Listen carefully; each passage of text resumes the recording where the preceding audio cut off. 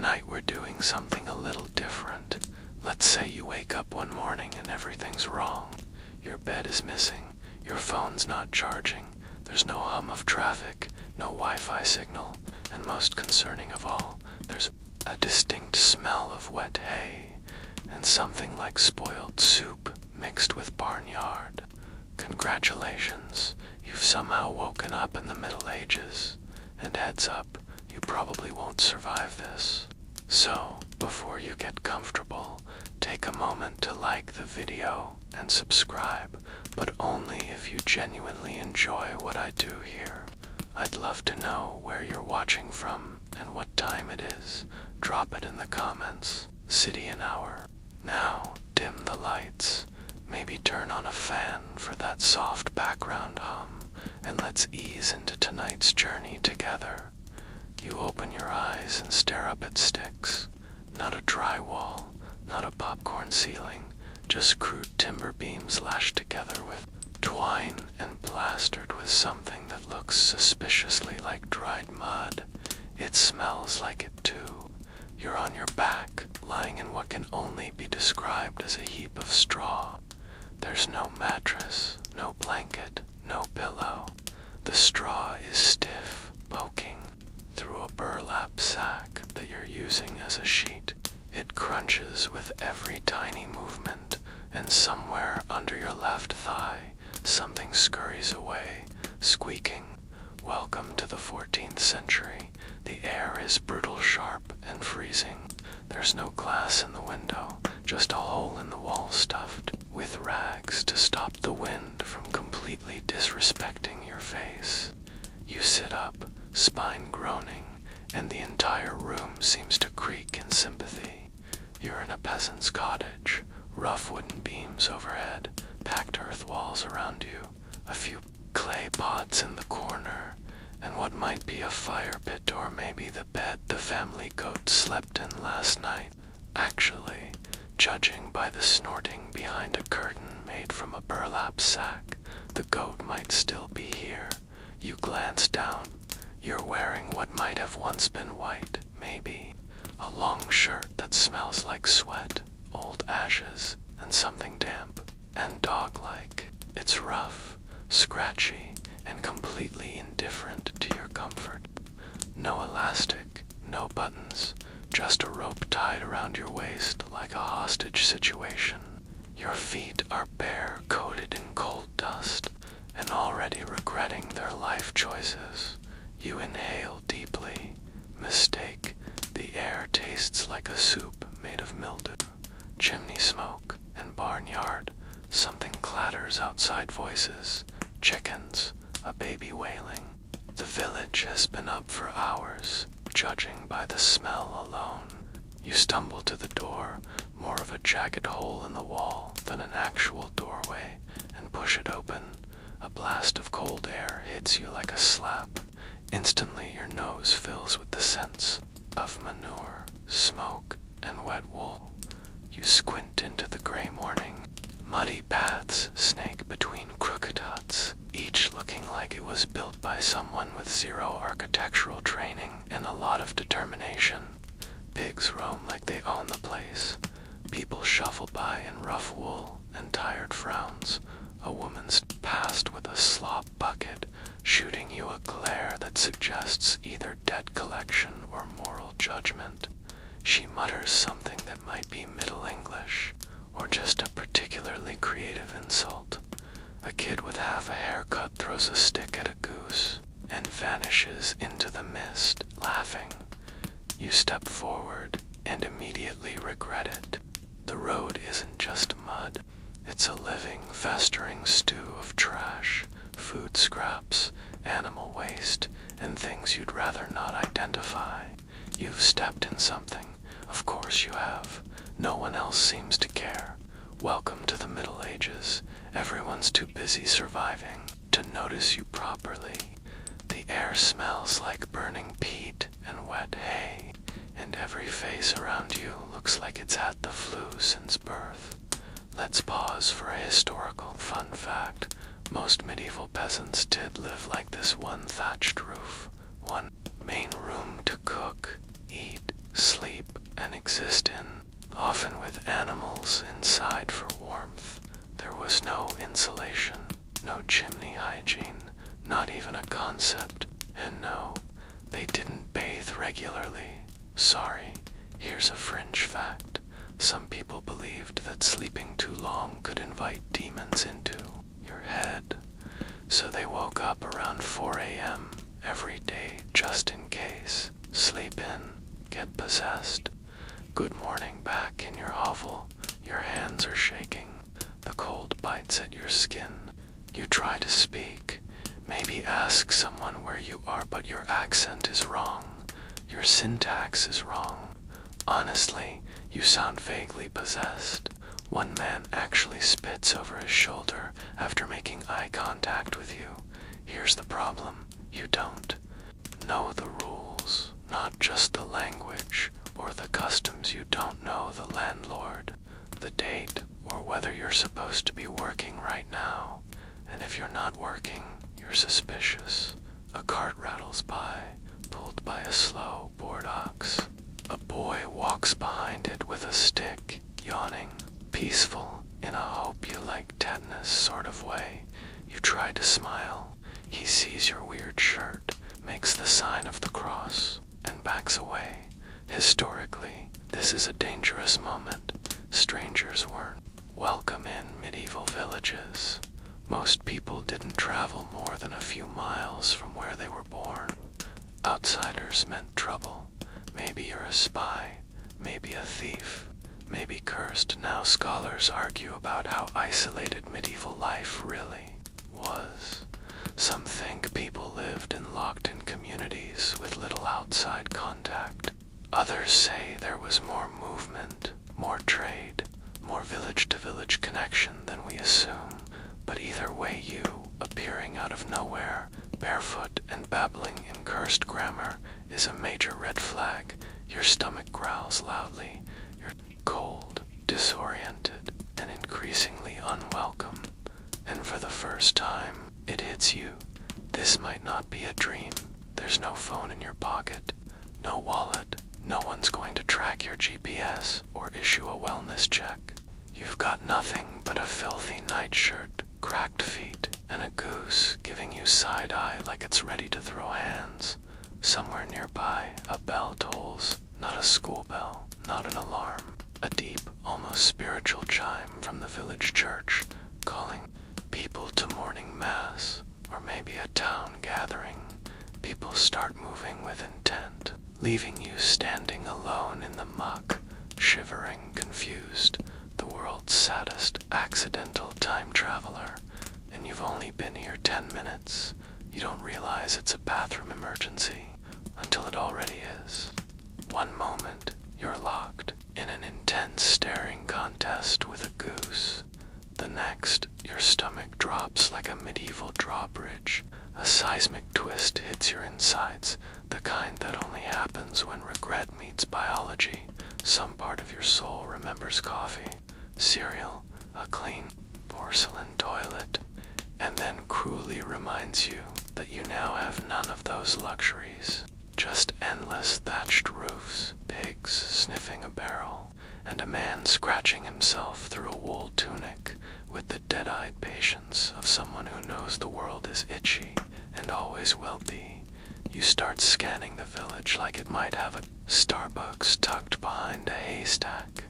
No signage, no plumbing, no sewer lines, and definitely no ultra-soft anything. Just mud, straw, and judgmental livestock. You double back toward the hut, desperate. Maybe, just maybe, there's a chamber pot tucked away somewhere. You burst inside, clutching your gut like it's trying to escape. And there it is. Salvation, sort of a cracked ceramic bowl under a wooden stool beside the straw pile. You slept next to a medieval toilet, and by the smell of it, it's been here longer than the goat. You lower yourself, awkwardly balancing with knees nearly in your chest, and offer a quiet prayer for mercy, for your ancestors' forgiveness, for any nearby saints specializing in gastrointestinal crises. Let's Pause here for a brief and necessary history break. Medieval sanitation was mostly a hallucination. Peasants used chamber pots, or just relieved themselves behind trees, hedgerows, or into ditches. Entire towns had open cesspits and garderobes, wooden holes in castle walls that let waste drop straight into the street or the moat. Yes, the moat, that picturesque water feature around fairy tale castles. Sometimes just a giant communal toilet. Take a moment. Let that soak in. Now comes the real crisis. The post-bathroom situation. There's no toilet paper. None. Just options. Grim, itchy, possibly hay-splintered options. So what did people use? Whatever was nearby: moss, leaves, straw, hay, even snow in winter. You look around. There's a pile of hay in the corner. You make the silent, solemn decision not to discuss this moment with anyone ever. And for those wondering if the rich had a better kind of... Some nobles used things called grooming sticks or gump sticks, thin rods with cloth or sponge ends, reusable. Yes, think about that anyway. You do what must be done. It's humbling, it's horrifying, it's history. Smooth, reusable, wiping rods, often made of wood, sometimes ivory. Yes, reusable, washed occasionally. Maybe you walk back outside, aiming for dignity, but the goose is still watching you, judging like it knows exactly what you just did. You're sweating now, despite the freezing air. Every step sloshes with the grim reminder that you're officially a medieval citizen. Bodily, spiritually, and hygienically. You decide to follow the villagers, most of whom are heading toward the one structure that looks like it might not collapse if you breathe near it. The church. Stone walls, wooden tower, narrow stained glass windows flickering with early morning light. The bells are still tolling deep, slow, unignorable. You try to blend in. It doesn't work. You're walking to upright. Your skin isn't caked with enough dirt. And worst of all, you're making eye contact. Around here, that's basically a confrontation. You pass a group of women kneeling by a stream, rinsing what look like rags in water that absolutely does not meet health standards. One glances up and mutters something you don't understand. It sounds vaguely Germanic, but with Latin bones Middle English is less a language, more a battlefield. You smile instinctively. Bad idea. They turn away, whispering, not hostile. Exactly. But cautious. That's when you notice the small crowd forming. Not a mob yet, but enough to trigger a quiet sense of doom. A man with one eye squints at you. A girl grips a pitchfork like she's not new to this. A dog that looks like it was assembled from spare parts growls in your general direction. They're not acting, but you're being evaluated. Are you a vagrant? A thief? A Frenchman? The bar is low. You shuffle forward behind a pair of oxen, doing your best impression of someone who belongs. The path narrows between a leaning cottage and a fence held together by optimism and crooked sticks. And then another twist from your treacherous gut. Your stomach isn't done. You clutch it, glancing around in panic. A donkey tied to a post stares at you, expressionless. There is no privacy in the 1300s. There is only shame and hay. You press on into the church, inside the airshift schooner. Quieter. The walls are thick stone, muffling the outside world. The scent is a strange blend. Beeswax, incense, and centuries of human breath soaked into the plaster. Villagers settle into pews. Some kneel on straw mats. Others cross themselves and mutter prayers in tired, raspy voices. You drift to the back and find a spot beside a pile of farming tools and a young boy chewing on a leather strap like it's medieval chewing gum.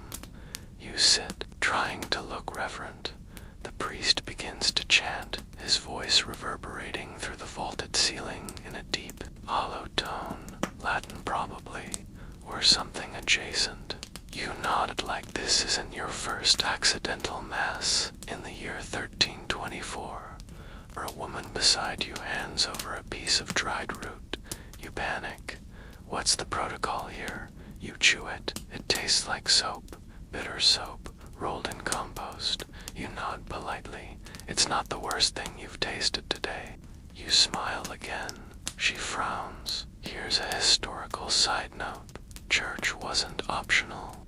Even peasants were expected to attend multiple times a week, sometimes daily, and it wasn't just about worship. It was community, law, announcements, judgment. The priest was not only your spiritual guide, but often your doctor, teacher, and occasionally your landlord. Back in your pew, the priest raises his hand. You don't. Everyone kneels. You hesitate, then drop down to fast and smack your knee into the bench. The boy next to you snorts. You begin to pray, not because you believe, but because you're hoping. This might be how you get out of here. Then the priest begins reading names. You don't catch them all, but you do hear outsider. Everyone turns toward the back, toward you. Your heart skips. You're not just noticed now, you're being addressed. You stand up slowly. Several people gasp. It's the way you're standing. Too upright, too confident. You try to speak, to explain, but the words come out wrong. The dialect isn't clicking. Sounds sort of like a fever dream. A man whispers something about elfkin. Someone else says changing. A third hisses, and there it is. That classic Middle Ages hospitality. There's debate among historians about just how superstitious everyday people were. Some say accusations of witchcraft were rare and mostly driven by church politics. Others believe local communities were constantly on edge, quick to point fingers at anything unfamiliar. Either way, you don't like the way they're looking at your strange shirt, or the way the boy is now pointing at your shoes and saying silver toe, even though they're just foam sandals that happen to reflect like weirdly. You back away, bump into the stone wall, and make for the door before anyone else gets bolder. Outside again, the air hits you like a second slap. The sun's higher now, but it offers no warmth. You glance around for an exit, any direction that looks less dangerous. But your options are limited. You're alone. You're unfamiliar. You smell like desperation and regret, and your digestive system is still not done, reminding you that medieval cuisine is a cruel joke. It's not even noon. Your stomach makes another noise that definitely shouldn't echo in public, and the goose from earlier honks, as if to shame you one last time. Okay, food. You need to eat. You're elated. Your knees wobble when you move, and judging by the dry metallic taste in your mouth, dehydration is sneaking up to join the party. The village has mostly emptied out now. People off to work, pray, or accuse someone else of witchcraft, and the morning light is starting to glisten over muddy thatch rooftops and the distant shimmer of a pig wallowing in something vaguely orange. You stumble back toward the hut you woke up in. You still have no idea if it's yours or if you just broke into some poor serf's house while they were out milking a goat. Either way, you need to regroup. As you cross the path, a woman in a stained apron and a cap that might have been white last harvest gives you a side eye but says nothing that's good. Suspicion is better than pitchforks. Inside the hut, the air is a little warmer, mostly thanks to a smoldering pile of ash and sticks that used to be a fire in the middle of the dirt floor. A blackened pot hangs crookedly from a metal hook. Inside, something edible. Maybe it's a sludgy mass of beige and brown. bubbles ooze to the surface like it's got second thoughts about existing. You sniff it and recoil slightly. It smells of onions, turnips, and vague despair. You find a wooden spoon and scoop out a cautious mouthful. It tastes like sadness, but it's warm, and your body doesn't immediately reject it, so you go in for more. Historically speaking, this is exactly what breakfast looked like for the average peasant. Pottage, basically a stew of whatever you had lying around. Grains, root vegetables, beans, maybe a bit of meat if someone had bad aim in the woods that week. No sugar, no coffee, definitely no milk, unless you were keeping animals and they hadn't died recently. The upside, it's filling. The downside is the same meal every day forever. You manage to choke down several spoons before your gag reflex files a formal complaint. The texture is somewhere between glue and regret. You find a crust of bread nearby, dense, hard as stone, and covered in what might be soot or possibly someone's thumbprint from 2 days ago. It takes real effort to bite through, but once you do, it's gritty like sand because plot twist. Bread in the Middle Ages wasn't sifted well and often contained bits of stone from the millstones. That's right, eating bread could literally wear down your teeth slowly, painfully. You try chewing on the other side of your mouth just to buy yourself a few more hours of dental functionality. As you chew and we see you stare around the hut, a wooden shelf holds a jug of water you're too scared to drink. A single small tapestry hangs on the wall, depicting what looks like either a religious scene or a particularly aggressive goose. There's no mirror, but you catch your reflection in the sheen of a copper plate, and wow, you look like you've been cursed by every Disney villain at once. Hair sticking up like straw, eyes red from smoke, and a smear of soot across your face like war paint. You rinse your mouth with a sip of water and instantly regret it. You can taste the pond it came from. It's not all bad though. Here's a fun side note. Medieval peasants had a surprisingly communal eating culture. Meals were shared, and even in their poverty, people often made an effort to sit together and eat from the same pot. Hospitality, especially to the travelers, you technically was sometimes an unspoken rule, unless you look cursed, which, let's be honest, you probably do. Outside, the village comes alive again. You hear hooves clattering over uneven cobbles. A cart rolls into view, pulled by a pair of slow, tired horses. It's loaded with baskets of cabbage, turnips, and something that might be eels or just very unlucky snakes. A few women start shouting prices. It's the market, or at least what passes for one. You decide it's worth exploring. You hobble down the lane, still barefoot, feet now cadet, with enough mud to qualify as your own ecosystem. The market is a stretch of wooden stalls, really just boards balanced over the barrels, with goods laid out like offerings to the gods of gastrointestinal distress.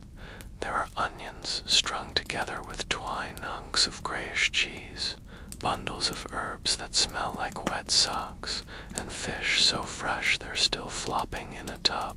You pause near a stack of eggs and try not to look too hungry. A man with half a beard eyes you and gestures. You have nothing to offer, no money, no goods, no reputation. You say hi, and he squints like you just insulted his mother. Then he mutters something about foreign devils and spits. You step back behind you. Someone yells and you turn just in time to dodge a wheelbarrow full of turnips. It narrowly misses your toes and dumps its load in front of a squabbling pair of children who immediately start throwing them at each other. No one intervenes. This is probably normal. One woman approaches you, clutching a string of garlic and 3 leeks. She squints at your shirt, then sniffs. Sniffs you like she's trying to detect your region of origin by scent alone. You say nothing. She grunts and walks away. Success. You try to ask for food with gestures. Point at your mouth, then at a loaf of bread. The vendor, an old man with a shock of white hair and no visible teeth, narrows his eyes. Thief, he croaks. You shake your head. No, but it's too late. Someone grabs your arm. You're pulled aside by a wiry man in a hood. Probably some village enforcer, or just someone who really enjoys yelling. What do you trade? He asks. His breath smells like fermented onions and threats. You freeze. What do you trade? To TikTok opinions. The ability to Google things. You have nothing. Skills they understand. No items of value, unless they think your foam sandals are sorcerer tools. A small crowd begins to gather again. You're good at that, apparently. You try to back away, but feel your heels squish into something that was definitely alive recently. The man steps closer. Outsider, he says. No mark, no tax, no tongue. That last part feels personal. Let's pause here for a historical debate. Scholars argue about how strictly peasants were taxed and whether random strangers could walk into a village and just exist. Some say communities were tight-knit and hostile to outsiders. Others suggest that people were used to seeing tradesmen, pilgrims, or wandering monks. Either way, if you weren't part of a guild, a church, or a family, you were basically an outlaw waiting for someone to notice. You mumble something that vaguely sounds like visitor, and someone nearby giggles, not in a fun way. A woman makes the sign of the cross. A boy picks up a stone. You bolt. You don't look back. You just run past the eels, past the potatoes, through the puddle that you really hope is just rainwater, and into the nearest alley made of mossy timber and wet stone. You hide behind a barrel that smells like pickled fish. Your heart pounds like it's trying to break curfew. You press your back against the wall and whisper to yourself, okay, so that went badly. It's still not even mid-morning. You crouch there behind the barrel of the ancient fish juice, trying not to breathe too deeply because the air is chunky. Your heart rate finally begins to slow, and you tell yourself this alley is safe. It's not. Nothing here is. But it's at least temporarily private, and the mob seems to have lost interest once they realized you didn't have any bread worth stealing. You hear a dog bark in the distance, and the sound of someone being slapped with a leak. Normal village stuff, apparently. Okay, next problem. You're still wearing what amounts to a medieval nightgown, barefoot, and smeared with a pattern of food stains and mud that could be interpreted as either peasant chic or possessed vagabond. Either way, you're turning heads. If you're going to survive even a few more hours, you need to blend in a little better. You stand cautiously and make your way out of the alley, careful to avoid direct eye contact and any roving groups of produce-wielding children. Down the muddy path, there's a small cottage with laundry hanging outside, thin, saggy tunics, and what looked like a pair of breeches that have seen better decades. There's no one nearby. You hesitate, then whisper the words that have preceded.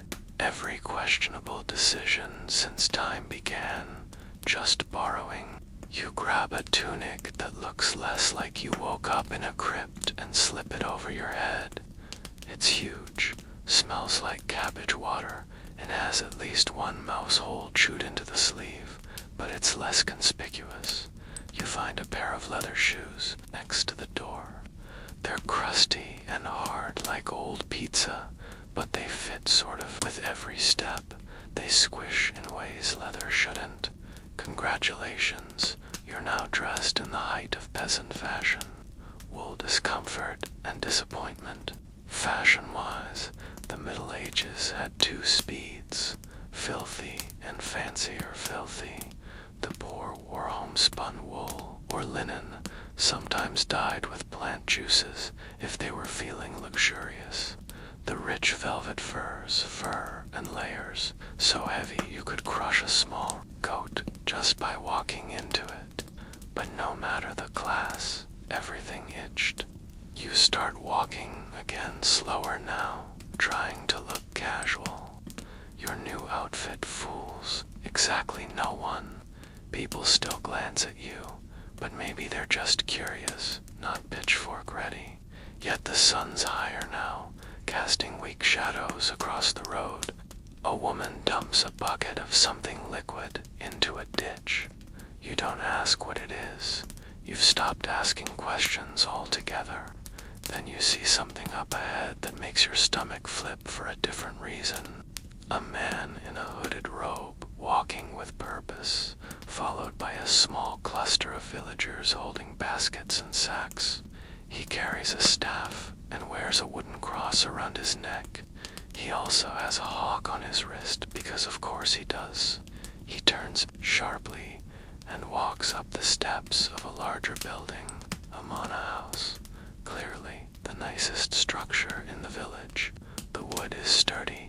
The door actually has iron hinges and the roof is straight. A miracle. That's got to be the lord of the manor, or at least someone who works directly for him. The villagers follow him inside. You edge closer, pretending to inspect a chicken coop. From here, you can see through the window just a slit in the wall, really into a room lit by candles and a small fire. There's food on a table, real food, meat and bread that doesn't crunch like quartz. And just like that, your brain decides it's going to be a problem. You creep around the side of the manor, drawn by the smells, roast meat, baked onions, the sweet perfume of something that might actually be edible. You get to a small door near the back, a serving entrance D. You press your ear to it. Inside, a woman is singing softly as she chops something. Another voice, a boy, asks for more water. It's busy, but it's not chaos. You could maybe sneak in and grab something. One roll, a piece of fruit, an onion, anything. Let's pause for one strange historical detail. While peasants starved, the nobility often overeat. Banquets were lavish with dishes that included things like porcupine pie, roast swan, and candied rose petals. And yes, they really had meat sculpted into animal shapes, then painted and decorated before being eaten. So, if you were wondering where Instagram food came from, now you know. You wait. Someone comes out with a tray of scraps and dumps it into a trough behind the manor. You pounce the second they're gone. It's mostly bones, but there's a heel of bread and what might be apple peelings. You don't hesitate.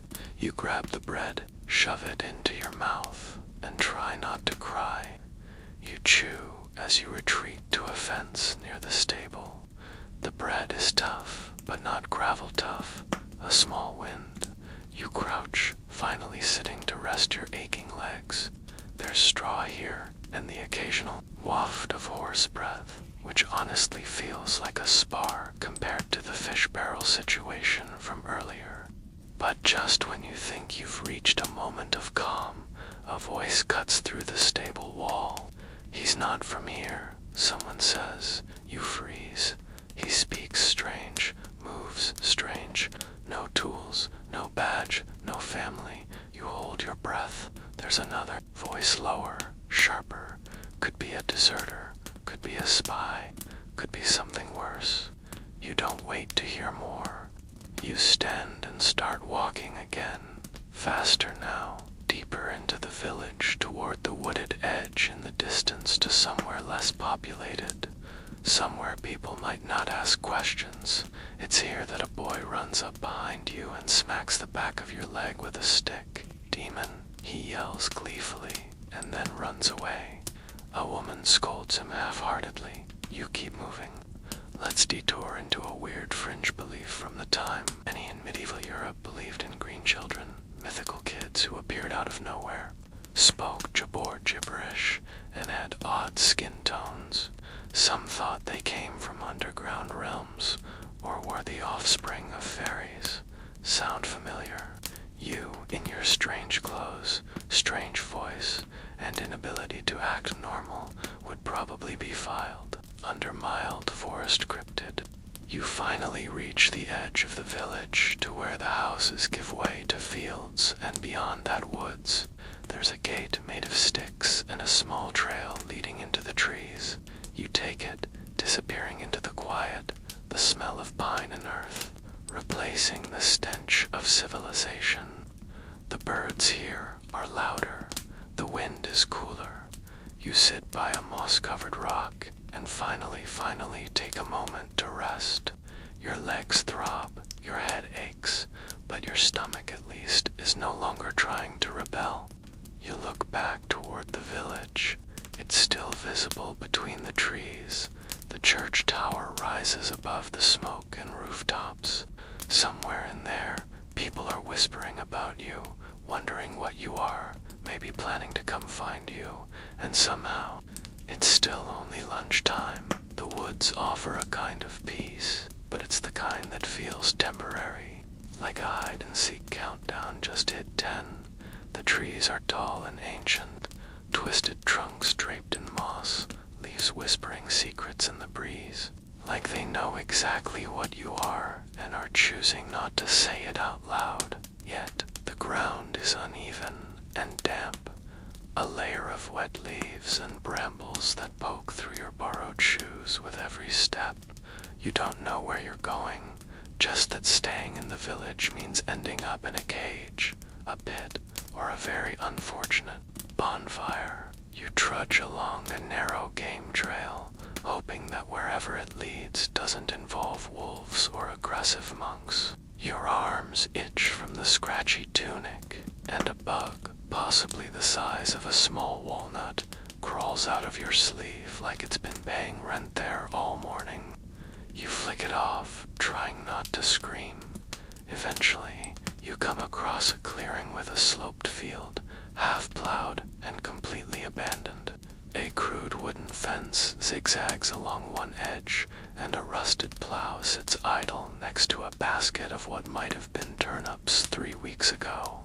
There's a man at the far end, hunched over and swinging a hoe into the earth with mechanical repetition. You watch him work, slow, deliberate, soaked in sweat, even though the sun is barely out. He pauses and looks up, squinting toward you. He doesn't call out, doesn't wave, just stares. You consider turning back into the woods, but you're starving again and beyond desperate for water that doesn't have floaties. You raise a hand cautiously. The man spits into the dirt and waves you over. You approach, nerves jangling, up close. He looks older than dirt itself, with a nose like a crooked turnip and hands that look like they could snap you in half without spilling his ale. He points to the field and then at you. It's clear enough. You want food, you work, no charity, no small talk, just dirt and sweat and a bit of hope. You grab a second hoe and try to mimic his movements. It's instantly clear that your body was not built for this. The first swing almost yanks your arms out of their sockets. The second plants the blade directly into your shoe. Not your foot, thank the stars, but close enough to knock you off balance and fall backward into a bramble bush. He watches silently as you flail. Remove yourself from the plant like a disgraced cartoon character and return to the field, thorn stuck in places you don't want to talk about, and that's when the reality hits. This is peasant life, every day. This back-breaking, sunburned, thankless existence is the entire job description. There's no shift, no benefits, no weekends. You work because food doesn't just appear. You work to survive. Here's your historical fact for today. The average medieval peasant worked 6 days a week, from sunrise to sunset, mostly in the fields. They had holy days off, sometimes dozens, up here. But that was only if their lord, the weather, and the village priest all agreed it was okay. And even on rest days, someone had to care for the animals, fetch water, mend tools. There was no such thing as off the clock. You managed 3 rows before your arms give out. You're shaking, drenched in sweat, and you have inhaled so much dust your teeth feel grainy. The man finally nods and gestures toward a jug near the fence. You drink cautiously. It tastes like copper and stale leather, but it's cold, and it doesn't immediately try to kill you. When he breaks off a piece of something wrapped in cloth and tosses it to you. Flatbread, thin, dense, and dry, but you nearly cry eating it. He doesn't speak, just grunts and points toward a stump. You sit, grateful for the break. A few moments pass, and then he mutters something. You don't catch it, you shrug. He repeats it slower. Strong back, stupid feet. You don't argue. The sun inches higher, and the heat starts to settle in. No hat, no sunscreen, no shade. You can feel your skin baking like an undercooked pie. Every breeze is a gift, and every gust of wind kicks up a cloud of pollen and dust that coats your lungs like medieval frizz. Here's a strange little fringe fact. Peasants didn't use deodorant. Instead, they believed in certain herbs, like rosemary or sage, being stuffed into these clothes to ward off bad humors. Spoiler, it didn't work. You're sweating like you're in a sauna full of livestock, and you smell like a bag of fermented onions. The man finally hoists the hoe onto his shoulder and starts walking back toward a nearby shack you hadn't noticed before. Little more than a pile of logs with a roof. You follow, hoping there's more food, or at least shade. Inside is cool and dim. You nods toward a bench, and you collapse onto it. On the wall hangs a cracked icon of some saint you don't recognize. Probably someone who protects farmers from idiots. There's a pot of stew simmering on a flat rock, the fire controlled by a clever arrangement of stones. He ladles some into a bowl and hands it to you. It smells like cabbage and maybe goat. You don't ask, you eat. You make a few attempts at conversation. Simple words, gestures, but his responses are short, occasionally suspicious. When you touch your chest and say name, he just says Tom. You nod Tom. He nods back, then grunts. You consider giving your real name, but it probably sounds like something cursed in Middle English. So you say Ash. It's neutral, short, foresty. He grunts again. Acceptable. Here's where it gets complicated, 'cause for a brief moment, you think maybe you could survive this. If you just kept your head down, worked, didn't talk too much, learned how to swing a hoe without breaking yourself, maybe Tom wouldn't throw you back into the street. Maybe no one else would notice your weird accent or clothes. Maybe you could fake it long enough to figure out how to get back. Then the door slams open. A boy, panting, mud-covered eyes wide, bursts in and shouts something at Tom. Something urgent. Tom's expression goes hard. He grabs a stick from the corner and yells back. You don't know what's happening, but you get the tone. Trouble. Big, immediate trouble. Tom points at you, gestures toward the woods, then makes a slashing motion across his throat. You don't need a translation. Whatever's coming, it's best if you're not here for it. You grab the last piece of bread from the bowl, shove it into your mouth, and run back into the woods. Deeper this time. No trail, no plan, just instinct. Behind you, you hear shouting. Too many voices to be a coincidence. They're coming for Someone may be you, maybe not, but either way, you're not going to stick around to find out. You push through the undergrowth, stumble over roots, smack your face into a low-hanging branch. Your hands are scratched, legs sore, and the crust of sweat and mud on your skin now includes pine needles and possibly a spider. Finally, you collapse at the base of an old tree. It leans like it's tired of being a tree, and honestly, you relate. You catch your breath, chew the last of the bread slowly, and listen. No footsteps, no voices, just wind and birds, and the distant bleating of a goat who is presumably not involved in your personal crisis. You lie back against the trunk, staring up at a patch of blue sky peeking through the leaves. You're exhausted, dirty, alone, and you haven't even hit mid-afternoon. Your eyes drift shut for what feels like 5 minutes, but when you open them again, the light is shifted and a beetle the size of a grape is crawling across your collarbone like it owns the place. You flick it off with the gentlest scream you can muster. Your mouth is dry, your joints ache like someone replaced them with rocks, and there's an ominous breeze sliding through the trees that reminds you the day is aging and fast.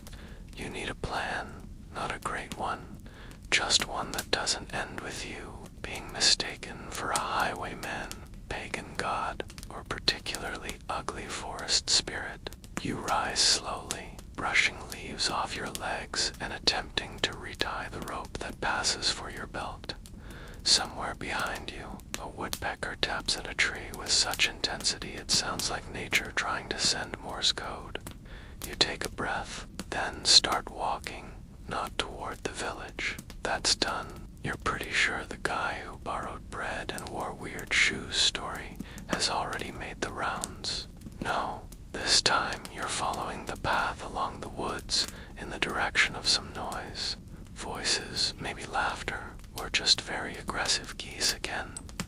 After an hour of careful walking, swatting at flies and stepping in at least 3 unidentifiable sludges, you come across something unexpected. A clearing with several large tents, ragged and patched, but colorful, and a group of people dancing to the beat of a drum. It's like someone dropped a Renaissance fair into the forest and forgot to tell them it was supposed to be seasonal. They notice you instantly, but instead of pitchforks or curses, you're met with curious stares and a few cautious smiles. A woman waves you over. She has about 6 scarves layered around her shoulders, jangly bracelets, and the kind of eyes that look like they've seen a few centuries and didn't blink once. She says something in a language you don't know. You just nod and smile and try to look less like a haunted fence post. She laughs, a good sign probably. You've stumbled into a troupe of traveling performers, minstrels, actors, traders, and professional wanderers. Their clothes are brighter than the usual mud peasant garb. Their teeth are, well, still medieval, but they carry themselves with a little more flair. You realize very quickly these people live between worlds, part of the village economy, but not tied down by it. Nomads, outsiders, possibly criminals, definitely interesting. A man offers you a wooden cup filled with something warm and brown. You sip cautiously, sweet, strong, and probably going to your head faster than you want. But after the day you've had, it tastes like magic. You sit by the fire as someone starts strumming a lute, and for the first time in what feels like a century, you relax a little. Let's pause for some historical grounding. Traveling minstrels and performers were common in the Middle Ages, especially in parts of Europe where trade routes meant crowds were available to entertain. These groups often lived on the fringes of society, sometimes welcomed, sometimes accused of theft, witchcraft, or general mischief. They told stories, sang songs, performed crude plays, and were occasionally arrested for disrupting the local moral order. Back by the fire, someone begins asking you questions, not in your language, but with gestures. Where are you from? You point vaguely in no direction at all. They laugh. Someone imitates your clumsy fieldwork posture. Another pantomimes you tripping. You're being gently roasted by medieval circus folk. And weirdly, it's kind of comforting. Then comes the barter. They show you things. Scarves, bits of jewelry, a leather pouch that probably used to belong to someone important. In return, they want what you have, which is, let's be honest, not much. But then you remember your foam sandals. You pull one off and hold it out. The crowd gasps. One man touches the bottom of it like it's a sacred relic. They've never seen anything like it. The scarf woman offers you a roll of cloth, a tin whistle, and a small round of actual cheese for your sandals.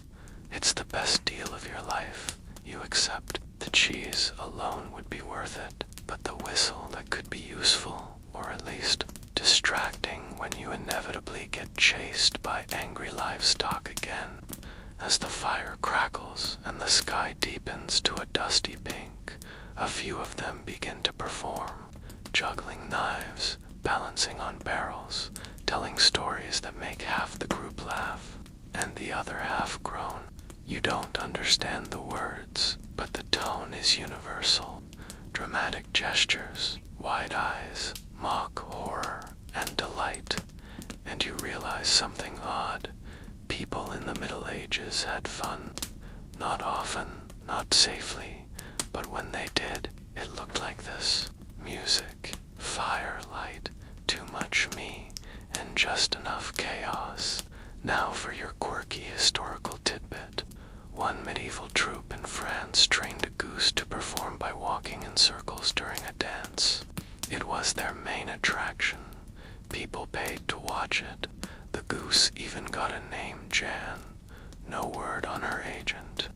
Later that night, as most of the troupe curls up near the fire or under their wagons, one man, older, missing 3 fingers, sits beside you and offers something wrapped in waxcloth. It's jerky, actual meat. You bite into it gratefully, trying not to weep with joy. He studies you for a while and says in broken words, "You walk like prince, but eat like thief." You grin close enough, then he squints. "Where you from, boy?" You pause. You know better than to say, "Oh, just 700 years in the future." So you gesture upward toward the stars. He nods slowly. "Ah, skyfolk. I know one years ago." "Oh, sure. Why not add skyfolk to your growing list of nicknames?" There's a scholarly debate that fits neatly here.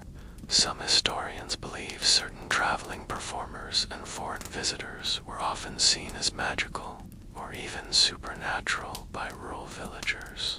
Others argue that medieval people were surprisingly good at recognizing travelers and just didn't care unless they stole chickens or flirted with the wrong person. But honestly, after today, you'd believe anything. You lie back, head on the cloth bundle full of me and half a turnip, watching the stars burn above you. They look the same. That's weirdly comforting. Orion's belt, the Big Dipper, same as always. The same light medieval peasant stared at after long days of digging, praying, and dodging leprosy. A shooting star streaks across the sky. You make a wish, not for escape, not for a phone charger, not even for pizza. You just wish to make it through tomorrow. You close your eyes, surrounded by strangers who juggle and steal and sing about farting kings. They don't trust you yet. You don't trust them either. But at least no one's trying to burn you at the stake yet. Morning arrives like a hammer to the forehead. No alarm, no snooze button, just a rooster somewhere nearby, shrieking like it's being exorcised. and the sharp smell of something cooking that may or may not be edible. You open your eyes to a world of aching limbs, stiff necks, and the realization that sleeping on the ground with nothing but a folded cloth under your head is essentially the same as being hit repeatedly with a bag of rocks while dreaming. Your back cracks as you sit up. Birds are already chirping. So are people. The camp is alive, and you are not ready for it. You shuffle toward the fire pit, where someone's reheating whatever was left from the night before. Possibly the jerky, possibly the goat, possibly a new mystery meat. You accept a small bowl of something watery, nod your thanks, and try to drink it without looking too closely. It tastes like garlic, old socks, and hope. Somehow it works. You've been adopted temporarily by the troop, though your status seems to fall somewhere between human curiosity and walking good luck charm. The scarf woman from the night before gives you a new tunic. It's not new, not even close, but it's cleaner than the one you're wearing, and the sleeves aren't shredded by brambles. So that's progress. You change behind a wagon, modesty be damned. Everyone else is already used to half-naked communal life. You're the only one still flinching. The troop begins to pack up. Apparently they don't stay in one place more than a night or two. Something about local priests getting nervous if the singing lasts too long, or if a goat disappears around the same time a pie does.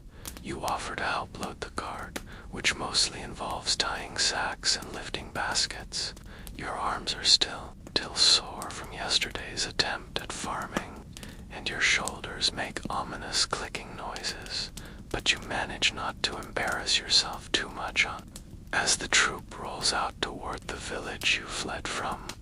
Yes, that village. You quietly peel off toward the opposite direction. The scarf woman watches you go, but says nothing, just lifts one hand and nods once. You nod back. No one stops you. You're not part of them. Not yet, not ever, just another ghost passing through. By midday, you found yourself following a winding path through increasingly cultivated land, fields of rye, sheep chewing grass like they're auditioning for a medieval chewing contest, and occasional wooden signs nailed to trees with symbols you can't read but instinctively don't trust. You are thirsty again, starving, covered in dirt, and trying to figure out if there's a safe way to approach another town without being accused of sorcery or radical dancing. And then, like a gift from the narrative gods, you hear bells, not the tolling kind, jingly ones, small happy sounds. You follow the noise and come over a ridge to find, of all things, a church. Not a massive cathedral, but a small stone structure with a narrow windows and a slightly crooked bell tower.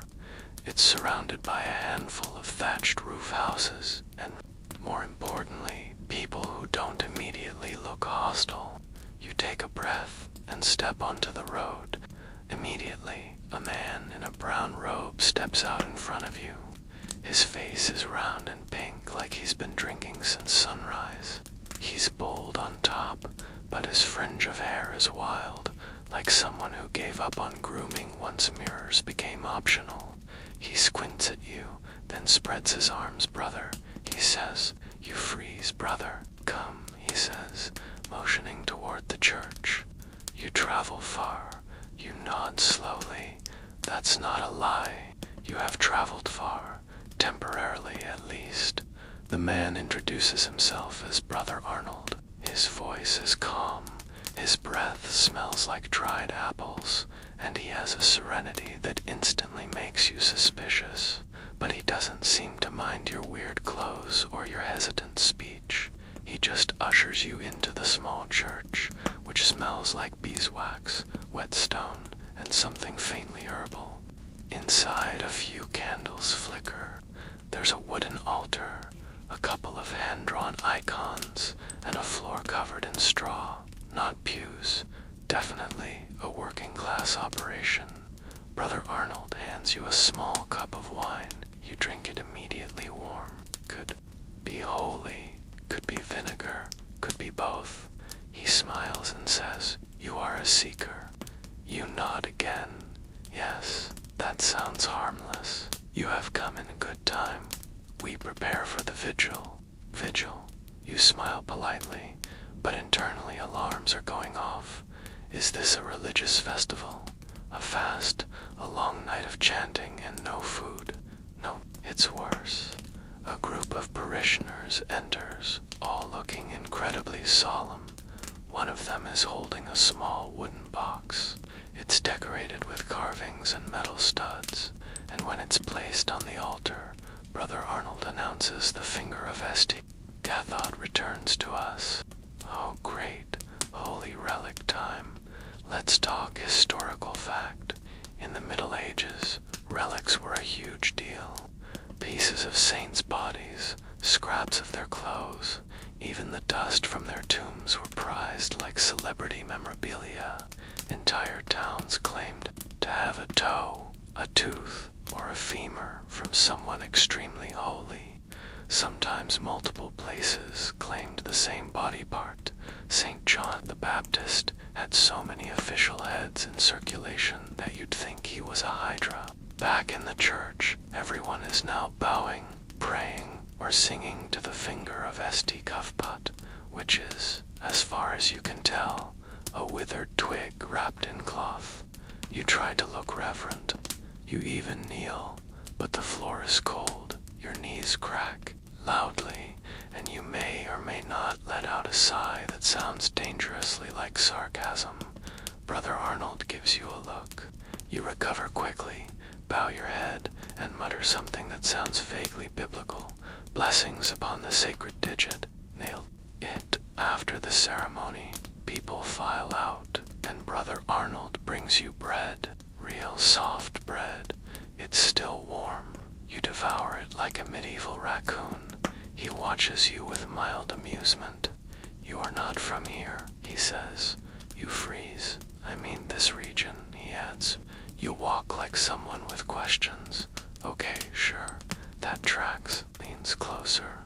"The world is wide, full of signs. You are perhaps on a journey of the soul." You nod slowly, half chewing, trying to look thoughtful and not panicked. He continues, "Pilgrims are always welcome. The Lord sends them in strange clothes. Thank goodness, he thinks you're on a pilgrimage." That's a solid cover story, actually. No one questions a pilgrim, especially one who looks dazed and underfed. But there's a catch. Brother Arnold stands and says, "We begin walking at dawn." You blink. "Where?" "To Canterbury," he says with a beatific smile. "We carry the finger. To the Abbey, of course." Of course, you've accidentally signed up for a religious courier mission across half the country, because why not? Your feet are definitely ready for a 3-week barefoot hike over mud, rocks, and plague-ridden trade routes. You glance at the relic. It might be a stick. It might be a dead guy's actual finger. Either way, it's about to become your new travel companion. And somehow, unbelievably, it's still not even dinner time. Dinner is a bowl of thin stew and a hunk of the same blessed bread you've been gnawing like it's the first food you've ever seen. It's served in the monastery kitchen, a low smoky space that smells like turnips, candle wax, and something faintly ecclesiastical. The monks around you are silent, scooping stew with wooden spoons and staring at the table like it just insulted their mothers. There's no idle chit-chat here, just slurping and the occasional wheeze. You chew slowly, trying to figure out what kind of meat this is, or whether it is meat. Honestly, it might be a root that gave up halfway through its identity crisis. Brother Arnold, who now seems to be your spiritual supervisor, whether you like it or not, glances at you approvingly. He has that monkish glow that suggests either deep spiritual peace or a mild fever. He tells you the journey begins at first light. The relic must be returned to Canterbury by the end of the season, or something dreadful will happen. He doesn't elaborate on what dreadful means, but the way he says it with dramatic eye contact makes you feel like it'll involve playwrights or fire raining from the sky. You smile and nod like someone who definitely meant to sign up for a cross-country trek. With a box of Saint Remain's pilgrimage. Yes, that was always the plan. Not wake up in the Middle Ages and try not to die. You're going to be holy now with a stick. After supper, Brother Arnold gives you a small bed in the corner of a side chapel. It's literally just a pile of straw with a cloth over it, but compared to the ground it feels like royalty. There's even a pillow.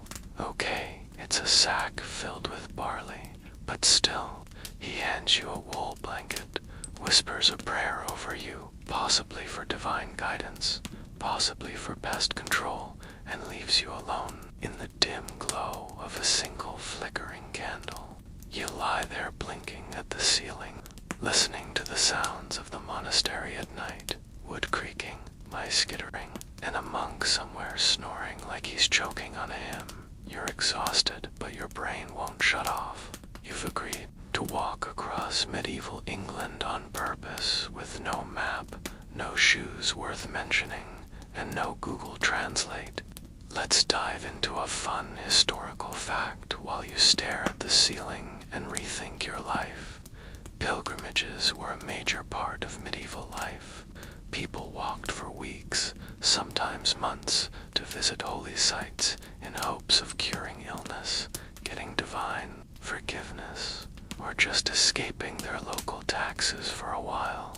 Canterbury, Santiago de Compostela, Rome, Jerusalem.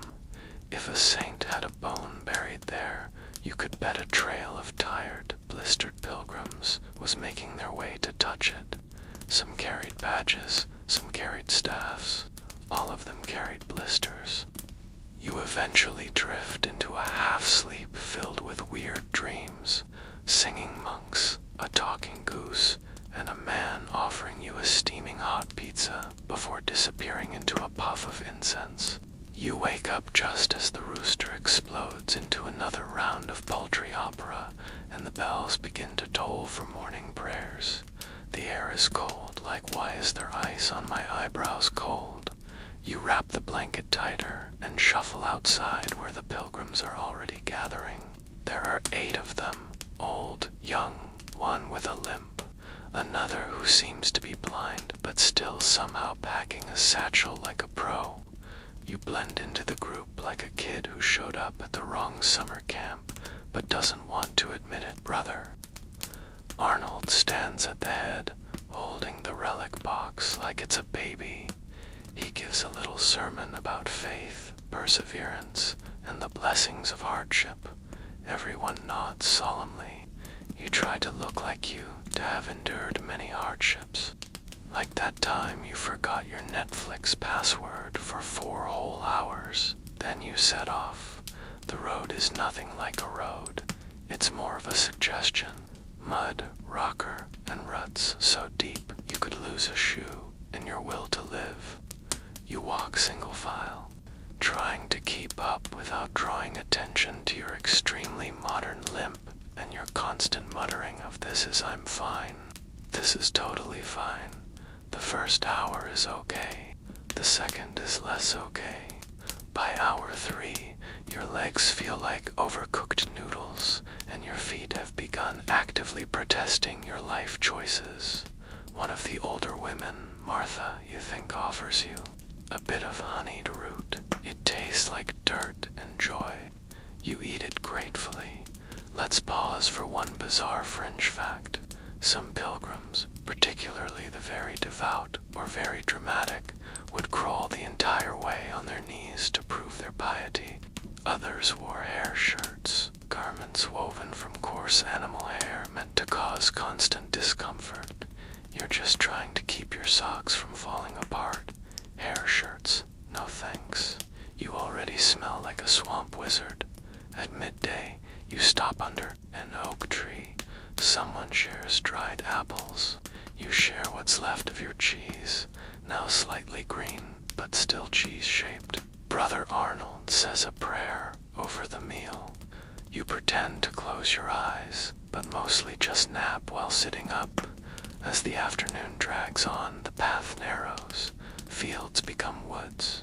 You pass travelers going the opposite direction. Merchants, other pilgrims, one man hauling a wheelbarrow filled with what looks like frog legs and potatoes. You nod at them all like someone who's definitely not from 235, and then you hear it singing. It's faint at first, just a melody carried by the wind. Then it gets louder, high voices, laughter, and the unmistakable clatter of bells. You round a bend and find another group of travelers, these clearly from a different order. They wear bright robes, carry banners, and are singing a hymn that sounds more like a drinking song. Brother Arnold scowls. You can almost hear his spiritual disapproval vibrating through his sandals. The two groups pass each other with awkward politeness. The leader of the other group winks at you. Trade you a saint's toe for that cheese, he says. You laugh politely. He's probably serious. Here's the scholarly debate of the day. Were medieval people constantly terrified of damnation? Or did many of them treat religion like just another part of daily life? The truth is probably somewhere in the middle. Some were deeply devout. Others were just along for the ride. Many used pilgrimage as both a spiritual journey, an excuse to travel, gossip, or do a little Larisk smuggling. The sun starts to dip, and you finally reach a traveler's inn. It's little more than a barn with a few beds, but it has a fire straw to lie on, and a bucket of water that only smells slightly off. The group collapses around the hearth, passing a bottle of something fermented and laughing softly. Even Brother Arnold smiles barely. You sit there, boots off, feet steaming, muscles screaming, and stomach growling. Someone hands you a chunk of brown bread and a strip of dried fish. You eat it without thinking. It tastes like seawater and sadness, but it's food. As the others settle in for the night, you stare into the fire. You're cold, exhausted, covered in mud, bugs, and blister fluid, but you made it one day further. And tomorrow, you'll carry a dead man's finger across England like it's the most normal thing in the world. The next morning begins before your dreams even finish. You're halfway through a vivid hallucination involving a bathtub full of cheese. Crackers when someone shakes your shoulder and whispers mittens. You open your eyes to complete darkness and the overwhelming smell of damp wool and feet. Someone's already stirring the embers in the hearth.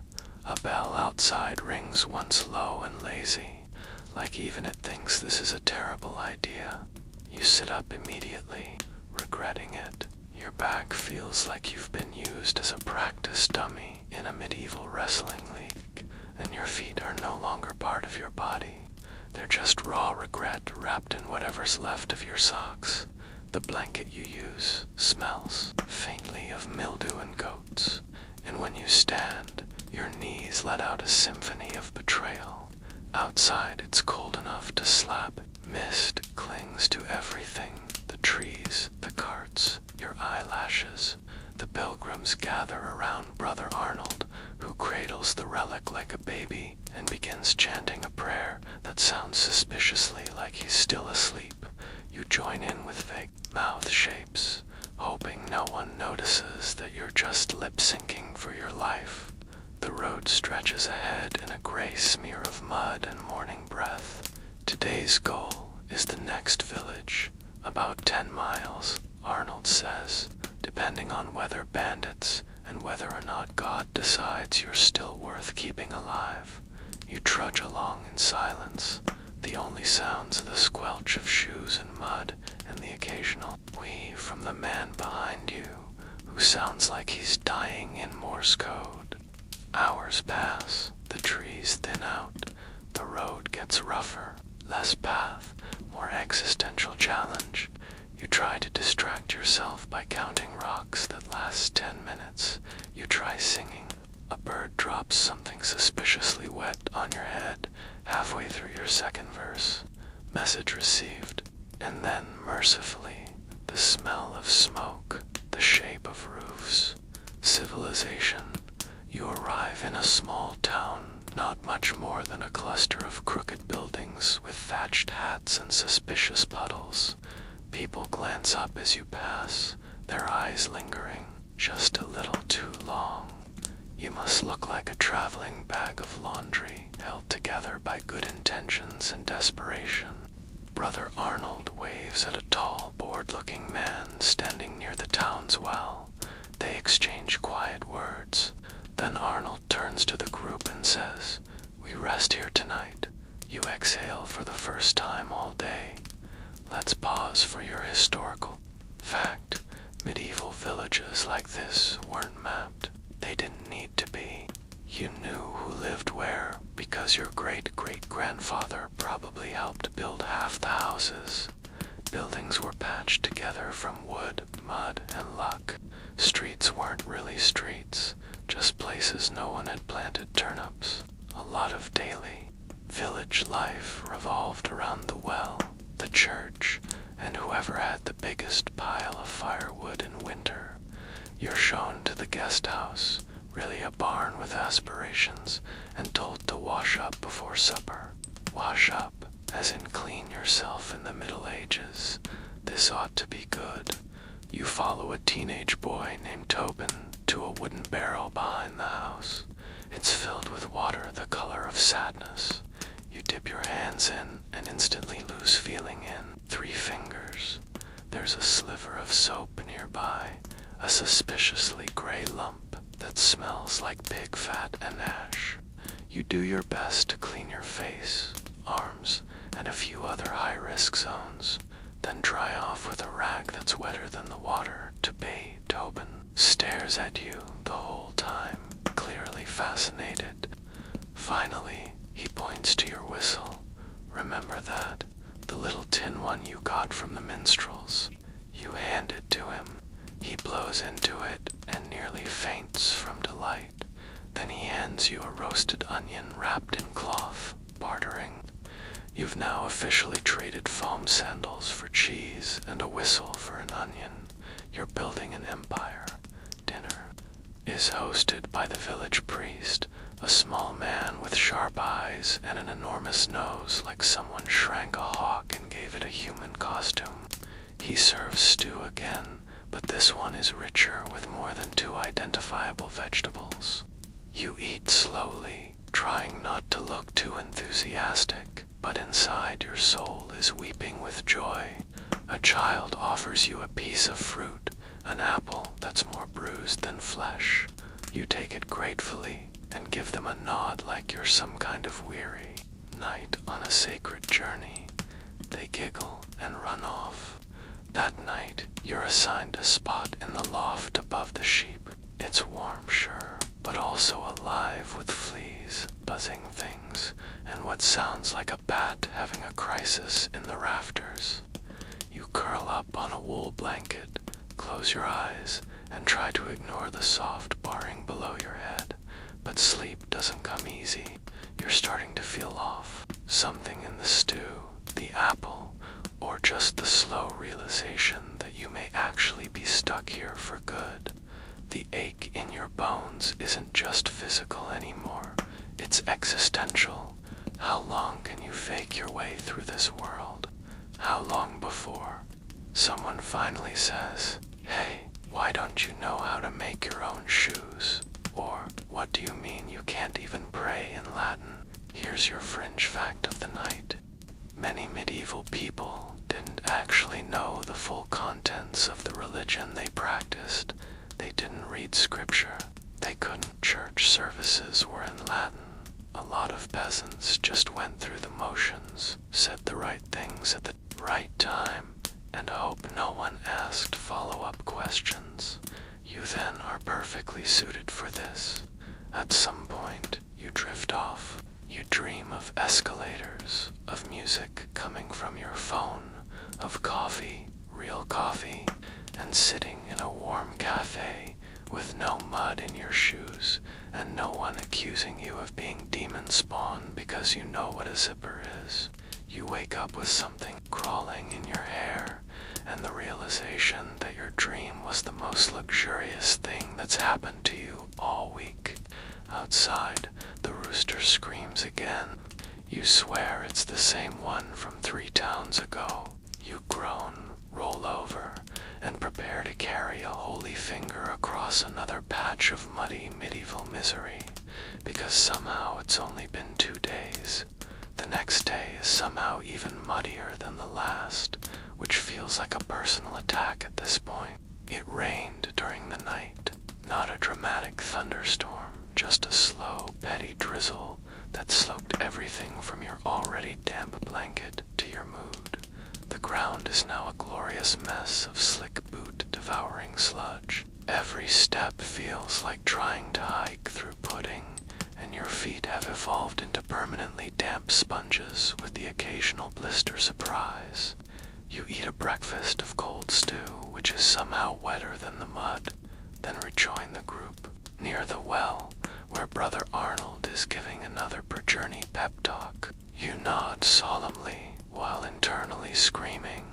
The old man next to you, Reginald, a pilgrim, who smells vaguely of mushrooms and stale beer, leans over and whispers. He says this every morning. Don't worry, he'll run out of words by the 3rd mile. You start walking, the finger encased in its polished wooden box and wrapped in a linen cloth like a particularly uptight burrito, rides on a small wagon now pulled by a donkey named Matilda, who seems to share your exact energy level. Done, completely spiritually done. Matilda sigh with every step.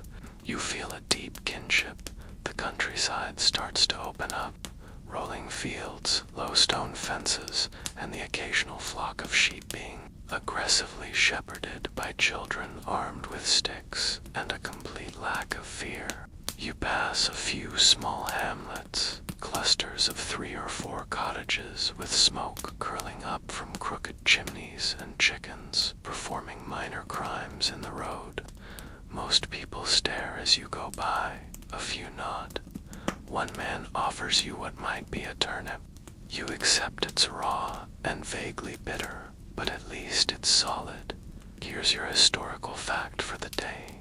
Travel in the Middle Ages wasn't just difficult, it was actively dangerous.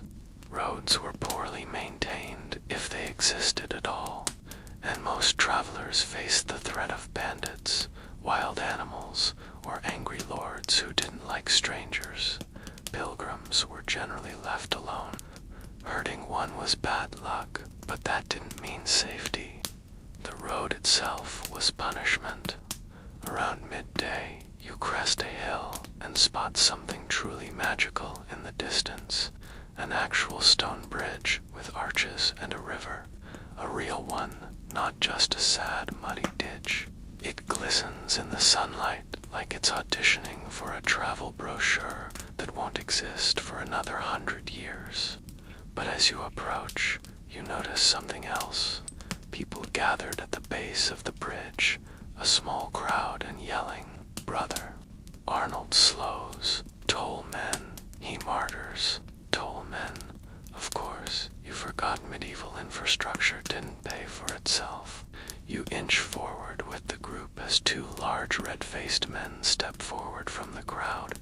They're dressed in layers of chainmail, fur, and menace with cudgels hanging from their belts and expressions that say, "We enjoy conflict." "1 penny to cross," says the taller one. The tall men look unimpressed.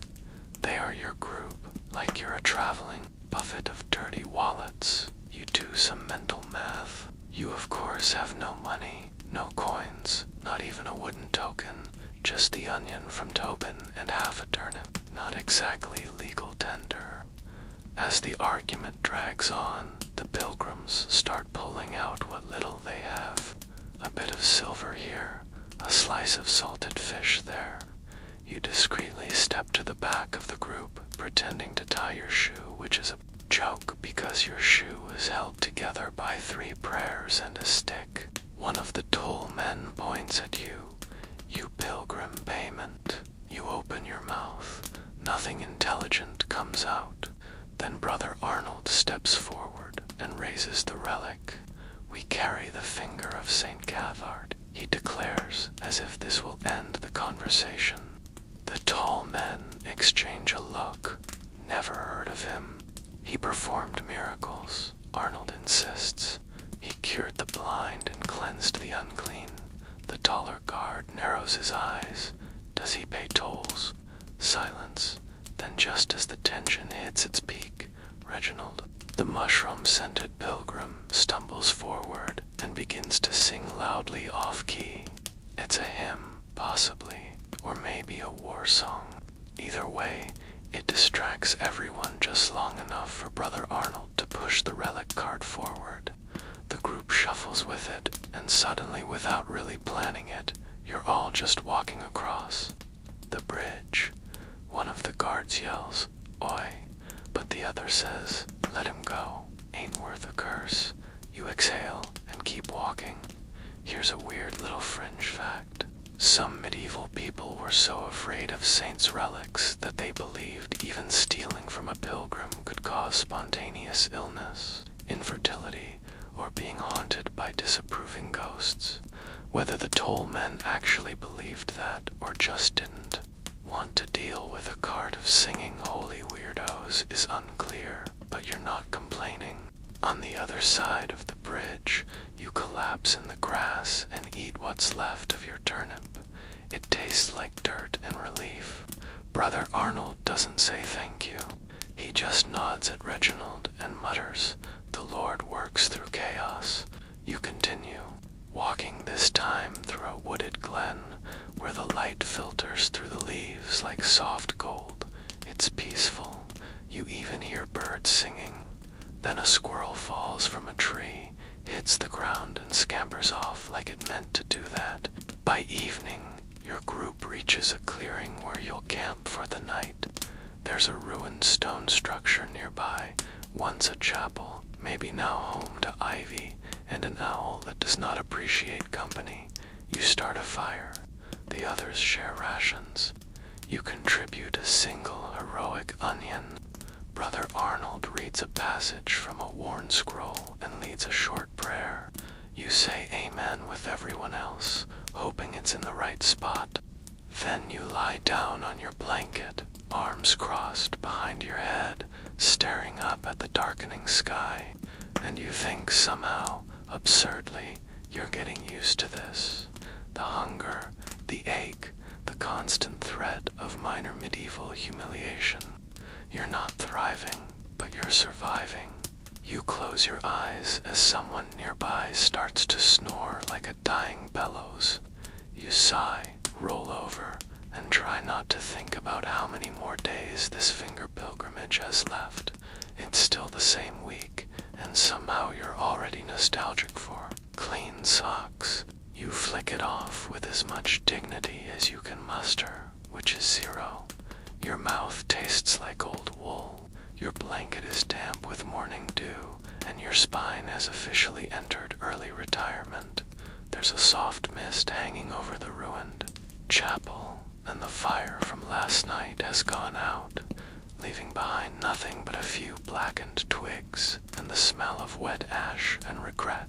Brother Arnold is already awake, kneeling beside the relent box, eyes closed in deep prayer, or possibly just trying to stay awake while asking for better foot calluses. The others are slowly stirring, coughing, stretching, and scratching places that probably shouldn't be scratched in public. Reginald is still snoring, but with enough musical variation to qualify as a bagpipe cover band. You groan as you sit up, your joints creaking like an old ship hull. Everything hurts. Even your teeth are sore, which really shouldn't be possible. Breakfast is a thin gray broth, fish bones, and suspicious herbs. You eat it with no joy, just desperation. Skip another meal, and your body's filing a formal complaint. You wrap your cloak tighter, still smells like onions, and that one minstrel who never discovered bathing ever. Time to face another day in the eternal swamp that is medieval England. You grab your satchel, inside a wooden spoon, a square of cloth, and one extremely determined flea. That's your entire inventory. A man approaches, leather apron, soot on his face, suspicious by nature. You, one of the relic bearers. You nod slowly. Maybe this ends in friendship. Maybe pitchforks. Blacksmith saw you cross the bridge yesterday. Said you had strange shoes. Oh no, they said you had the footgear of a demon. You tried to laugh. Yes, a gift from a bishop. It sounds like a lie, because it is a bad one. The man frowns. Bishops don't hand out demon shoes. Brother Arnold steps in, calm as always. The young man is a pilgrim. His ways are foreign. His heart is true. The blacksmith narrows his eyes. He got a relic. You blurt out, no, just the onion. Let's pause for a historical fact. In the Middle Ages, belief in curses and demons wasn't fringe. It was Tuesday. Someone broke a leg, must have angered a fairy, got sick, clearly hexed. Stranger in weird clothes, suspicious, possibly French, or worse educated. Here's your fringe fact. Some villages had cunning folk or wise women. Pay them, and they'd protect you by burning herbs, saying fake Latin, or waving a shoe over your head while spitting 3 times. Yes, really. The blacksmith finally grunts. Keep your shoes hidden, or the magistrate will want a word. Crisis narrowly avoided. You continue the journey. The mist lifts just enough to suggest warmth, but never actually delivers. The path turns uphill, steep, rocky. Your shins are officially done. The donkey Matilda groans louder than anyone. She may be the smartest one here. By noon, you reach a stream. The water looks alive. A frog watches you like it, knows something you don't. You filter it through cloth and sip carefully. Maybe dysentery, maybe survival. In medieval times, drinking water was a gamble. Near towns, rivers often carried waste, literal, visible waste, so people drank ale or mead instead, not for fun, for survival, and honestly it checks out. Even children drank watered-down ale, so next time someone judges your 11 a.m. beverage, tell them it's historically responsible. You keep walking, passing a group of shepherds who stare a little too long at the relic cart. One of them points at you.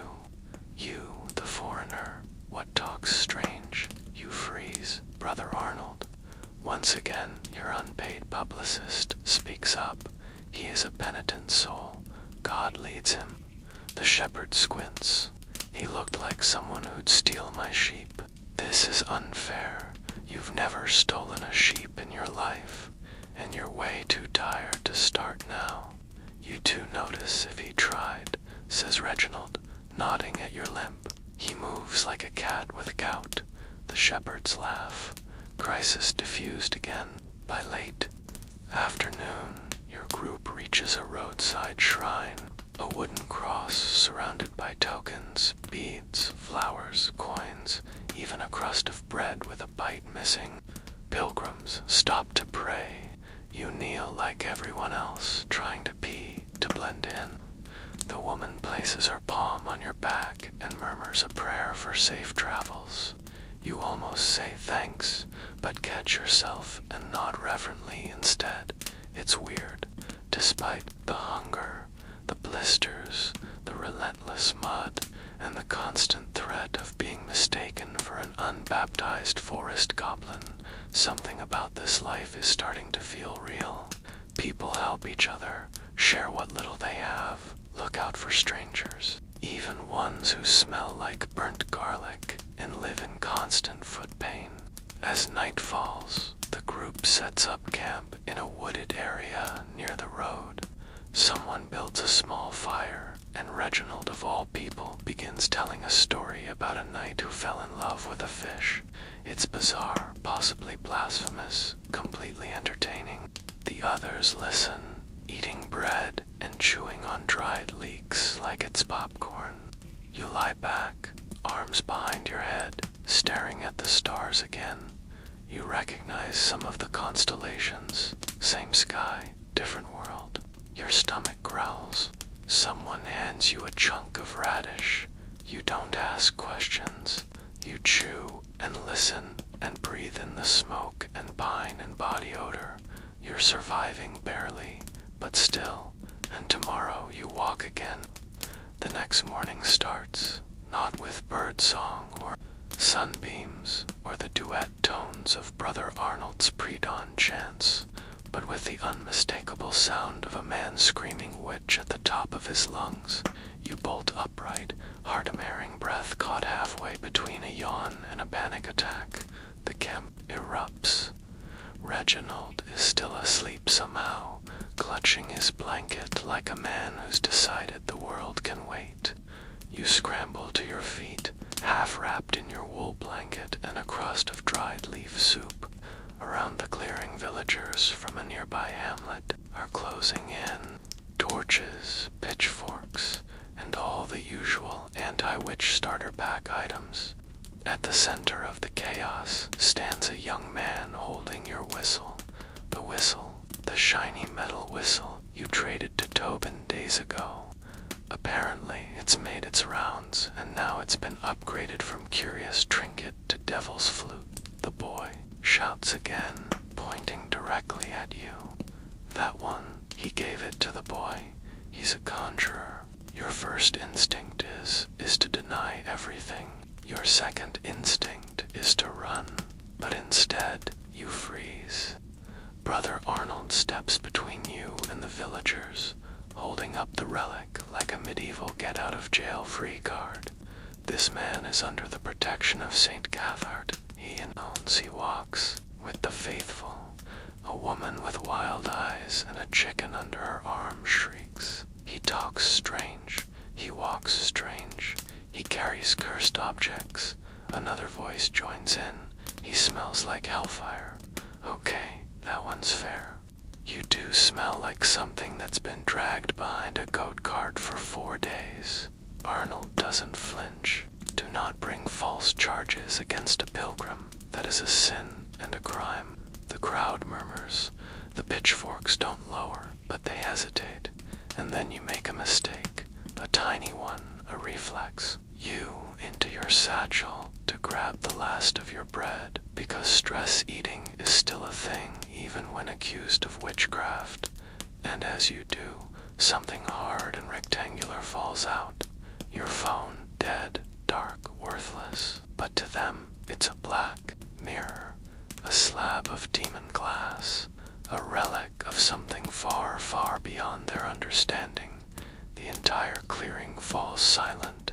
One man crosses himself violently. The chicken lets out a strangled squawk. The boy with the whistle gasps. It holds the devil's face, says, "You stuff the phone back in your satchel like it's just a loose rock and not the single, most incriminating object you've carried since this whole misadventure began." "It's nothing," you mumble, "just a charm, brother." Arnold turns slowly. "What is it? You have to think fast. It belonged to my father." You make your voice tremble a little. "He died. I keep it to remember him. It's vague. It's emotional. It's also just manipulative enough to work." The villagers exchange glances. Someone mutters about grief. Someone else says, "Let him be." His eyes are set. The pitchforks lower. The boy with the whistle still looks skeptical, but even he backs off when the chicken woman slaps him with her sleeve. Brother Arnold glares at you. "We will speak later," he says quietly. That is not a conversation you want to have. The villagers drift away, some muttering prayers, others shaking their heads. You sit back down heavily, pulling your cloak around you, heart still pounding like it's trying to dig its way out of your chest. Reginald finally wakes up, looks around, and says, "Did I miss breakfast or a riot?" "Both," you sigh. Let's pause for a strange but historically accurate detail. Witch hunts weren't actually at their peak in the early Middle Ages. Most common people were suspicious of magic, sure, but the official obsession with witchcraft really ramped up later during the 15th and 16th centuries. But that doesn't mean people didn't accuse one another of summoning demons or dancing with the moon goats. It just wasn't formalized yet, which means you're currently existing in the awkward or awkward freestyle era of superstition, where one wrong item in your bag can get you trial by bonfire. Later, as the group walks again, Brother Arnold pulls you aside. "You have secrets," he says. You nod because lying feels dangerous now. "I believe you are not from this land." Another nod.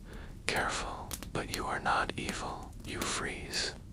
"I have met many strangers," he continues. "One had hair like fire. Another claimed he rode a silver chariot. You are strange, yes, but not wicked. You want to cry. Instead, you nod again. It's all you can do." He sighed. "Do not show that device again. There are many kinds of fear. Some cannot be prayed away." You promise he believes you for now. By mid-afternoon, the group reaches a monastery.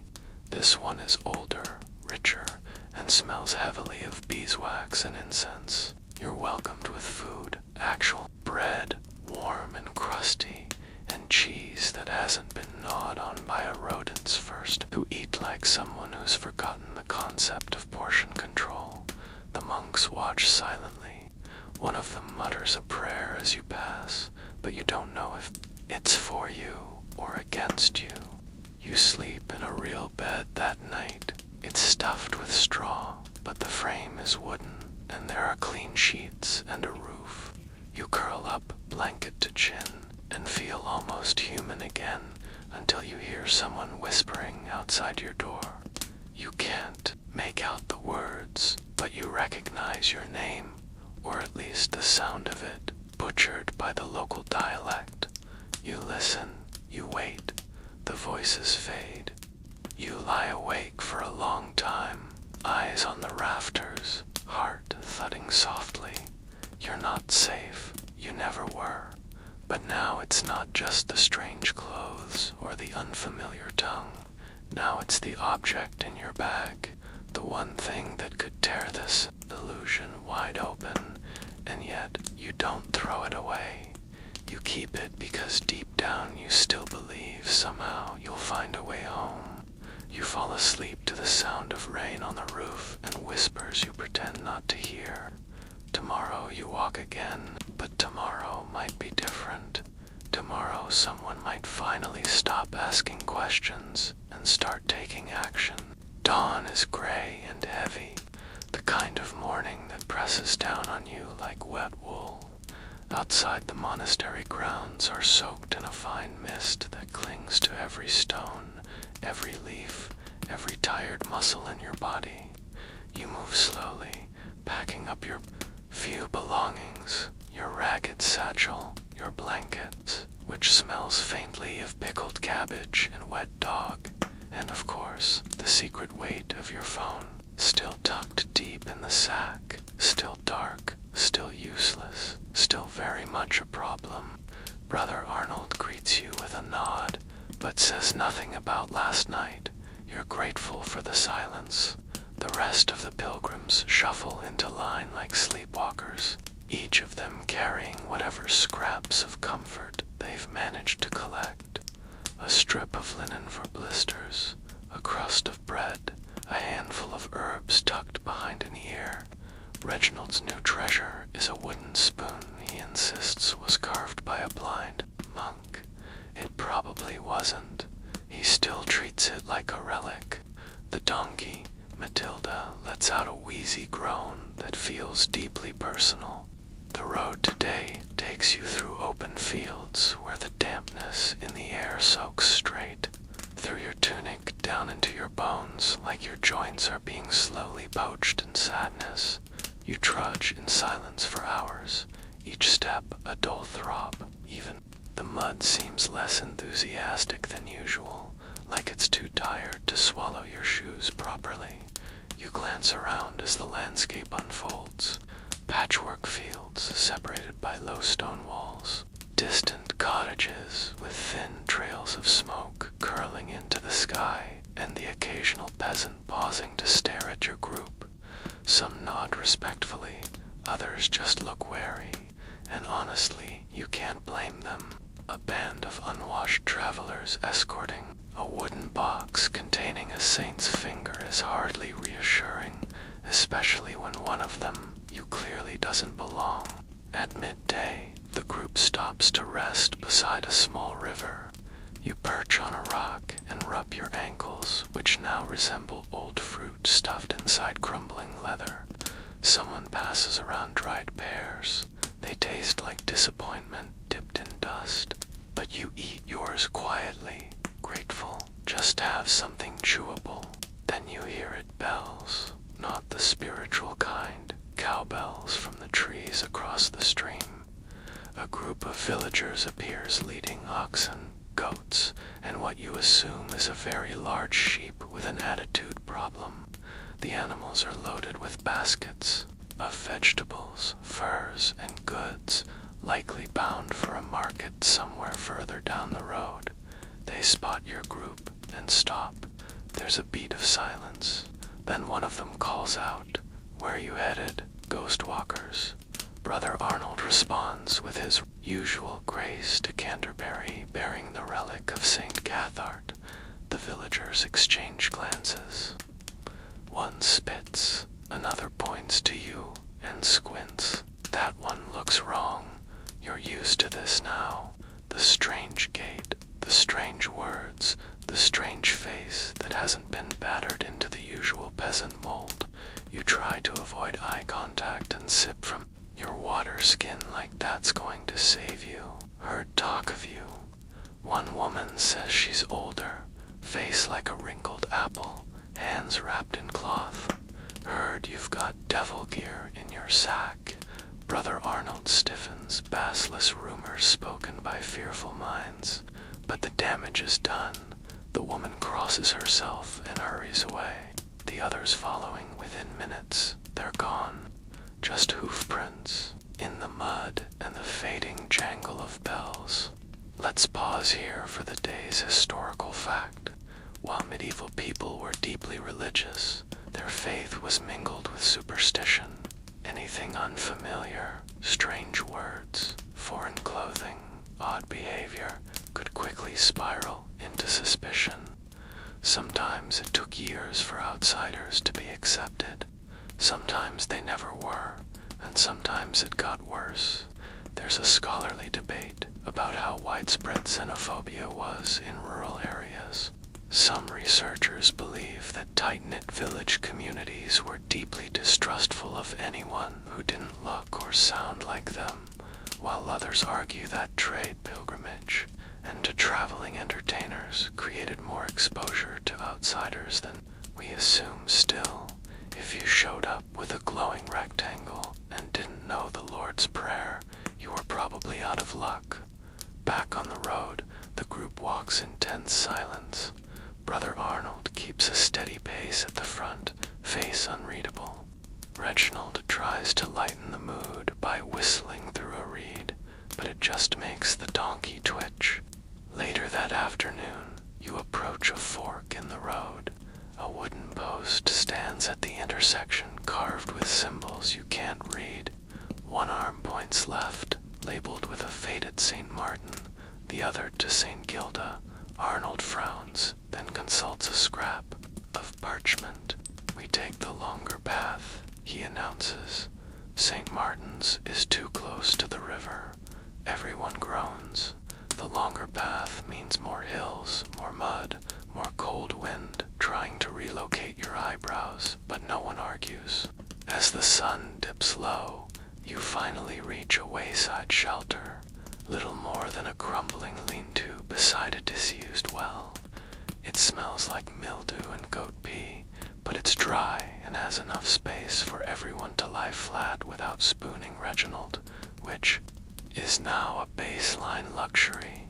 Dinner is a thin mash of root vegetables stirred over a smoky fire and served in hollowed-out wooden bowls. You eat yours slowly, savoring every bland, earthy mouthful. Across the fire, one of the younger pilgrims, Claire, who walks with a limp and says almost nothing, pulls out a tiny bundle and begins sewing a hole in her cloak by firelight. You watch the delicate work pressed despite yourself. There's something grounding about it. She catches you staring. What? Nothing. Just good stitching. She nods once, then offers you the needle. Your sleeve's coming off. You glance down. She's right. Your left sleeve is hanging on by a few heroic threads. You accept the needle. It feels heavy, oddly sacred. You've never sewn anything in your life. You poke yourself almost instantly. Claire watches with quiet amusement, but doesn't mock you. Use the edge, not the point. You fumble your way through, reattaching your sleeve, and while the results are tragic from a fashion perspective, they're functional. You nod in thanks. Later, curled up in your cloak, you lie awake, listening to the sounds of the others breathing, the crackle of the fire, the soft rhythmic creak of wood as the wind presses against the lean-to. You reach into your satchel.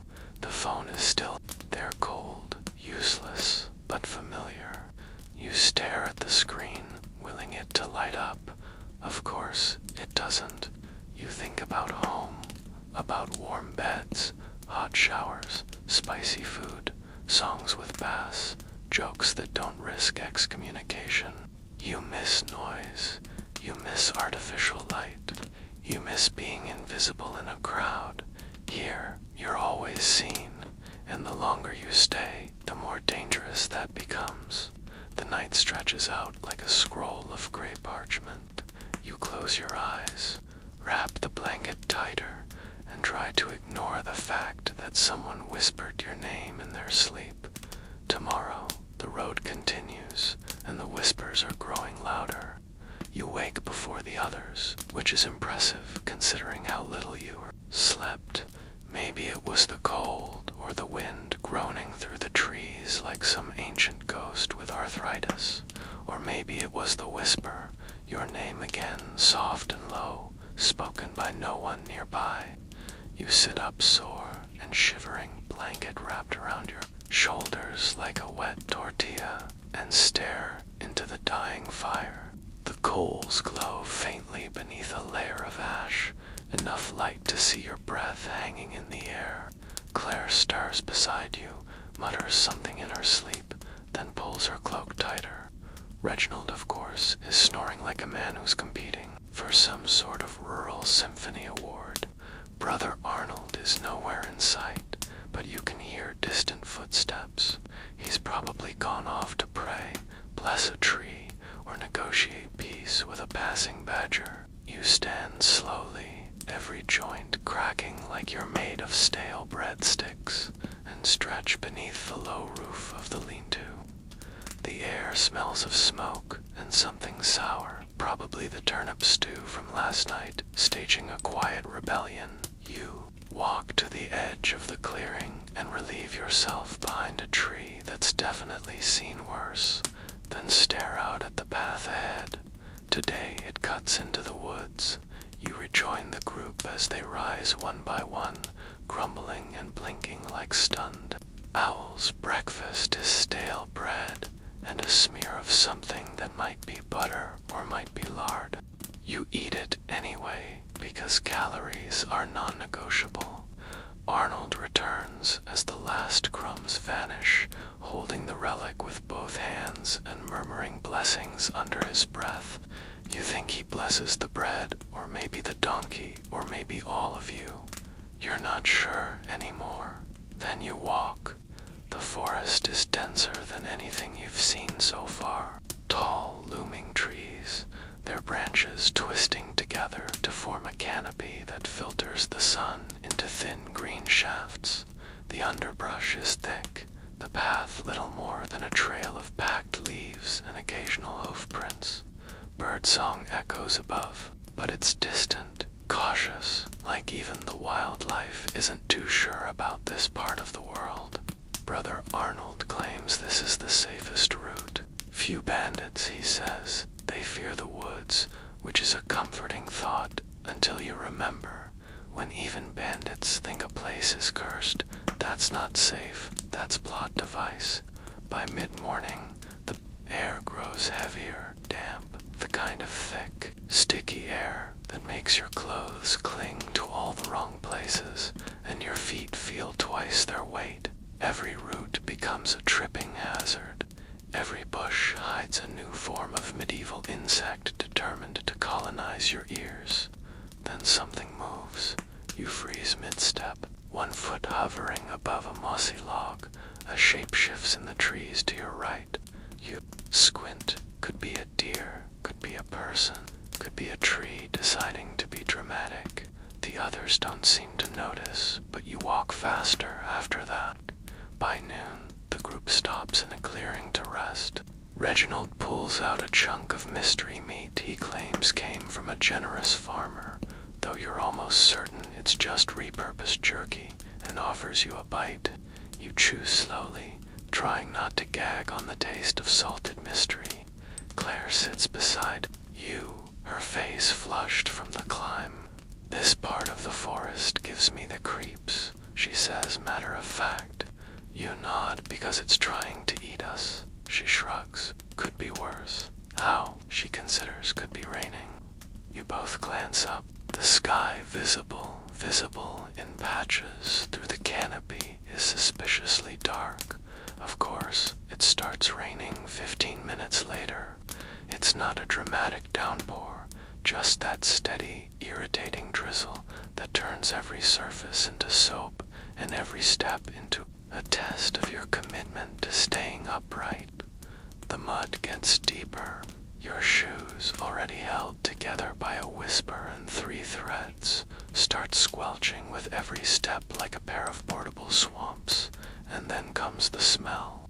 It hits all at once, sour, metallic, ancient, like blood and rot, and something vaguely burnt. You gag. Others do, too. Even the donkey stops and snorts in protest. Arnold raises a hand. Everyone halts. Up ahead, just off the path, lies the source. A body not fresh, not buried, just there, half covered in leaves and moss, skin gray and sunken clothing rotted and torn. You can't tell if it's male or female. The hands are clawed, the face partially eaten by something. Flies buzz lazily, as if even they're bored now. Arnold crosses himself. Reginald mutters a prayer. Claire just stares. You whisper bandits. Arnold shakes his head. No left to rot. This is a warning. You don't ask for who. Here's your historical fact. Forests in medieval Europe were feared places. They weren't the romanticized wonderlands from storyboys. They were dark, wild, and lawless. People disappeared in them. Wolves hunted there. Hermits and exiles lived out their days talking to trees and muttering curses. Entire villages would avoid certain paths after sundown, convinced that ghosts or demons lingered between the trees. There's a fringe fact, too. Some folk believe that the forest itself could become possessed, that certain groves were cursed, inhabited by spirits or of ancient gods, angry about humans forgetting their names. Villagers left offerings, salt, bread, sometimes teeth. Your group doesn't linger. You walk faster now, silence thick as the mud. Even Reginald isn't cracking jokes. The rain keeps falling.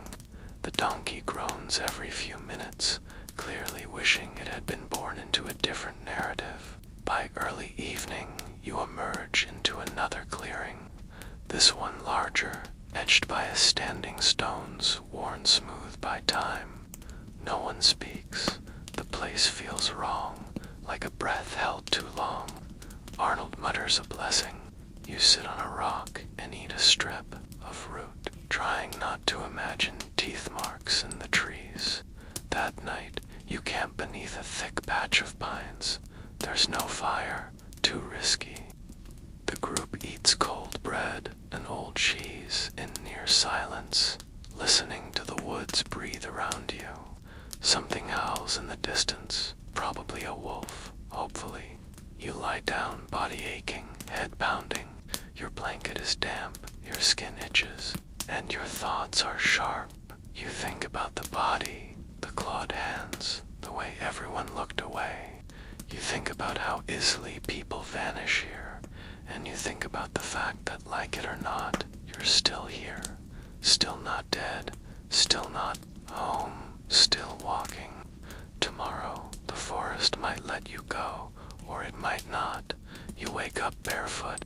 That's the first thing you notice, right after the cold and the dull ache in your spine from sleeping on a root that feels like it actively resented your presence.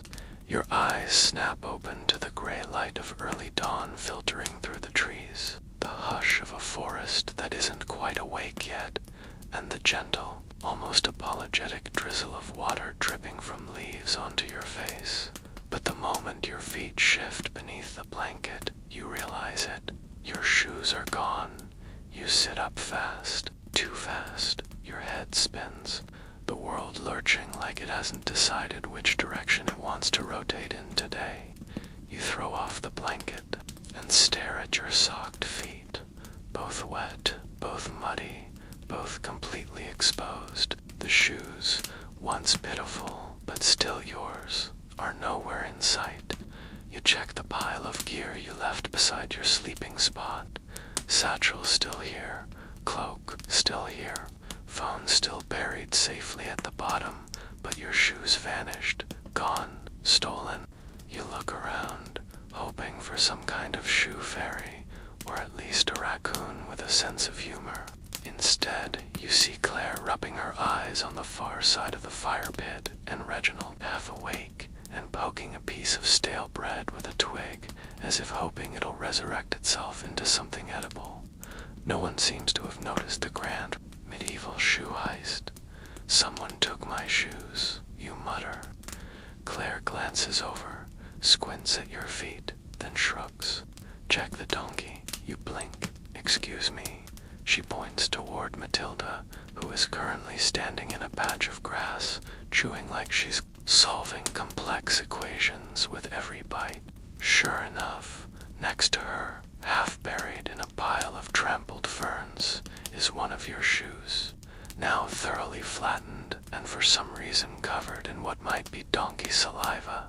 You retrieve it, squelches. The other one is gone, fully, irreversibly, completely missing. You limp around camp in a half hobble, scanning the undergrowth, flipping over rocks and logs, and interrogating every creature you pass, including a squirrel who blinks at you like it's above all this. Eventually, you accept the reality. Someone or something has taken your left shoe in the middle of the night, and it's not coming back.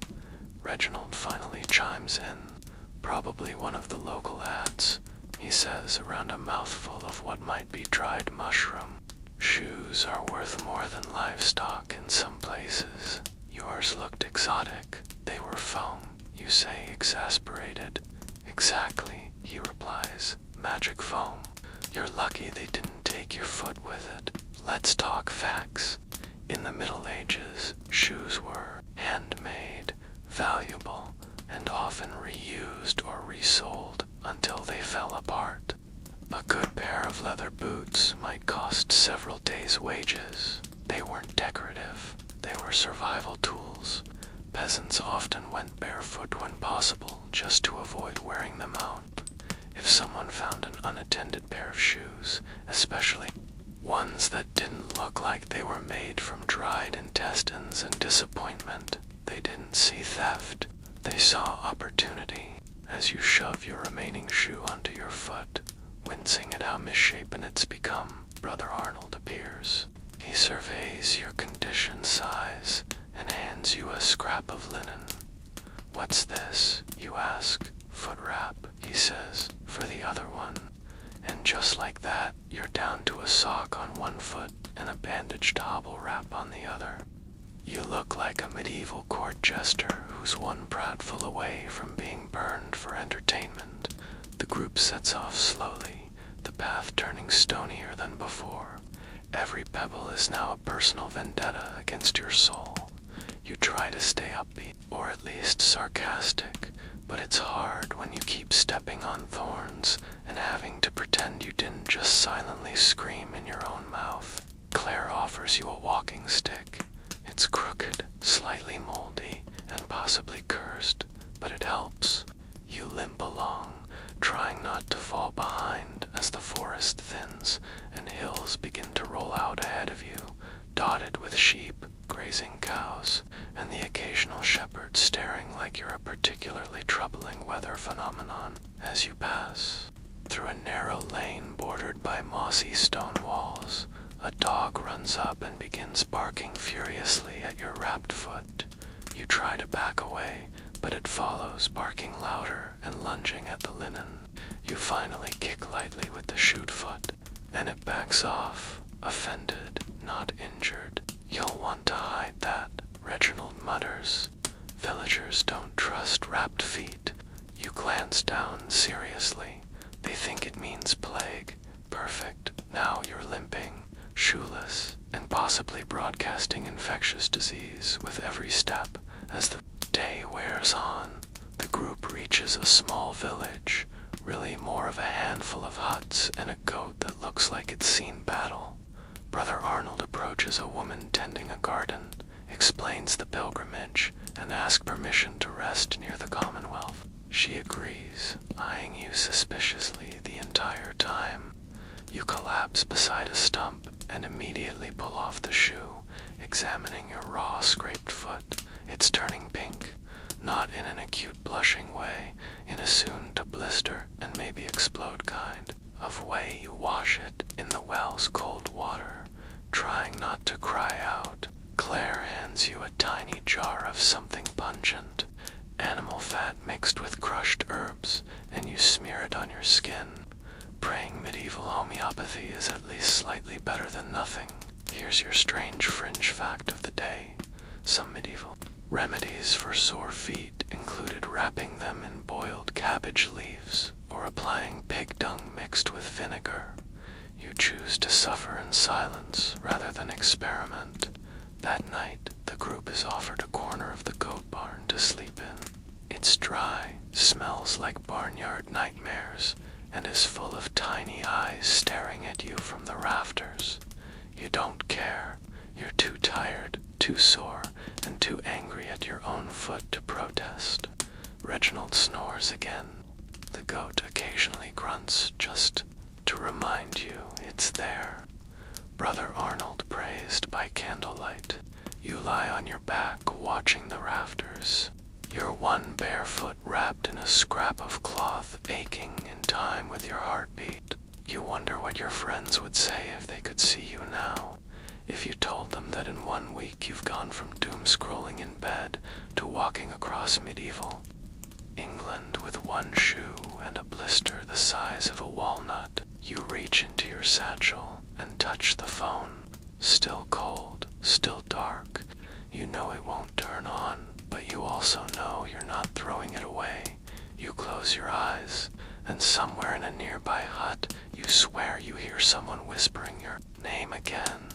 You start the next day with a new limp, a deepening suspicion that the goat stared into your soul while you slept, and the adorning realization that your bed of straw was also the living room, bedroom, and restroom for approximately 400 fleas. They're still with you, by the way, clinging to your cloak, hopping onto your skin, throwing little parties in your hair. One lands on your arm and bites like it's cashing in a favor. You slap at it and miss, because of course you do. Congratulations, You are now officially one of them. You stagger outside into the morning fog, your foot wrapped in its increasingly questionable linen bootleg, your other shoe still squelching from yesterday's incident, and your mood hovering somewhere between detached awe and feral exhaustion. Reginald gives you a cheerful nod as he emerges from the barn. He has somehow acquired a new walking stick carved with runes, or what he claims are runes. They might be teeth marks from the goat. Either way, he's proud. You look radiant, he says, squinting at you.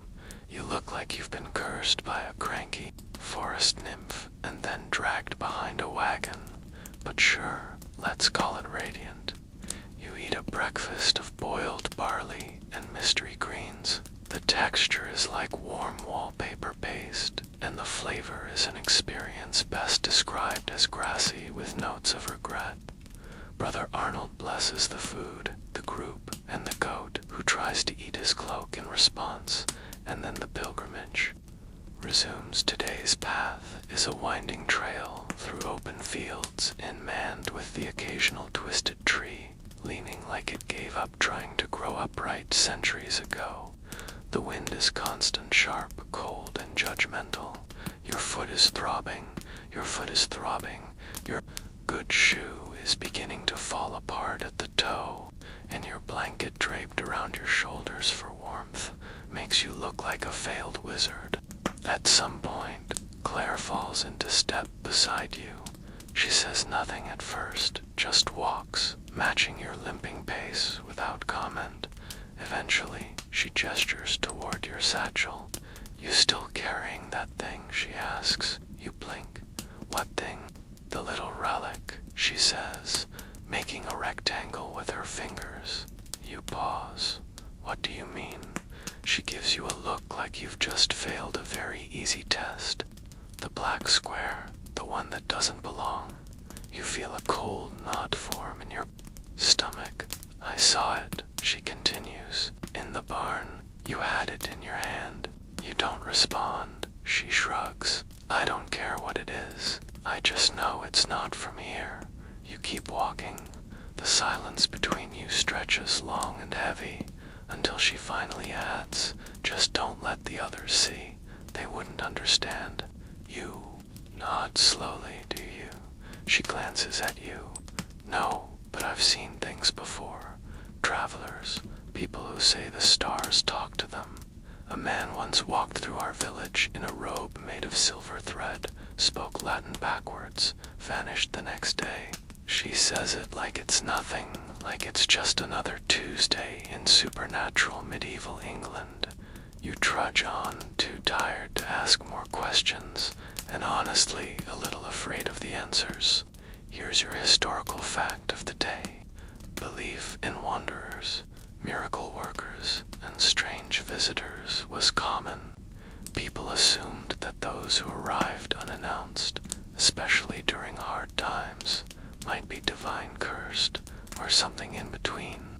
Some were revered, others were stoned. It depended largely on whether you brought blessings or weird smells. The afternoon drags on, and your foot starts to go numb. Not in a good way. In a this might be the early stages of gangrene way. You pause to adjust the linen wrap and notice something strange. Your toe is blue, just the tip cold. You try not to panic. Claire notices you need to keep moving, she says. Don't let it freeze. Freeze. It's spring, isn't it? You honestly can't remember what month it's supposed to be anymore. Time doesn't work properly here. It just lurches forward in days and miles. Eventually, the group reaches a tumble-down tavern, more of a roadside alehouse, really, perched beside a fork in the road. The sign hangs from a rusty nail and cacks in the wind. It depicts what might be a dog fighting a turnip. You hope it's metaphorical.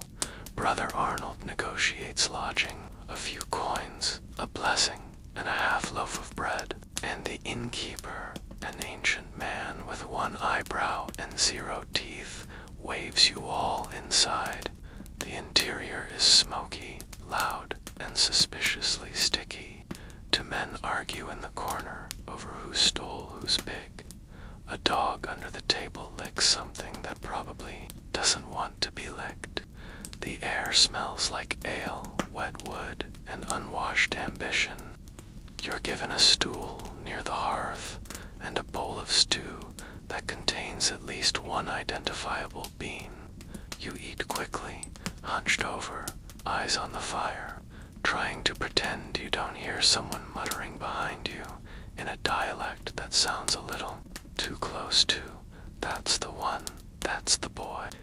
You glance back. A man you don't recognize, face shadowed by the hood of his cloak, is staring at you.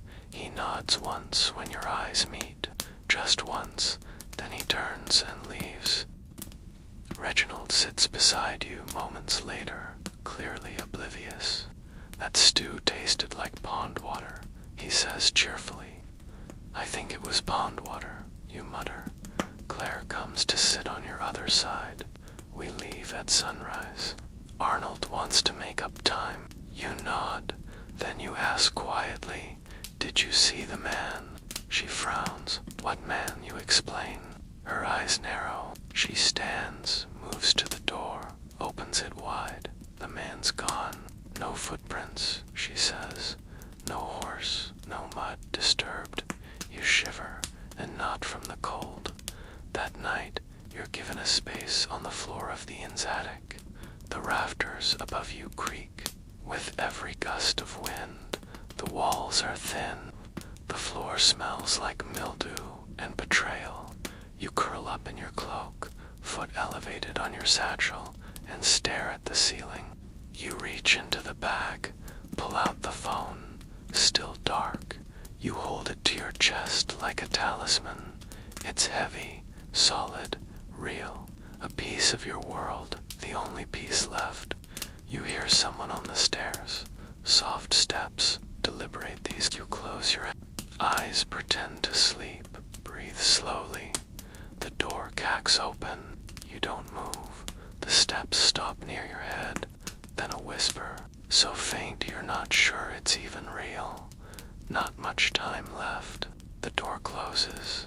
You lie there, heart racing, pulse pounding, breath held like it might anchor you to this reality. You don't sleep, not even a little. The morning after the whisper doesn't feel like morning at all.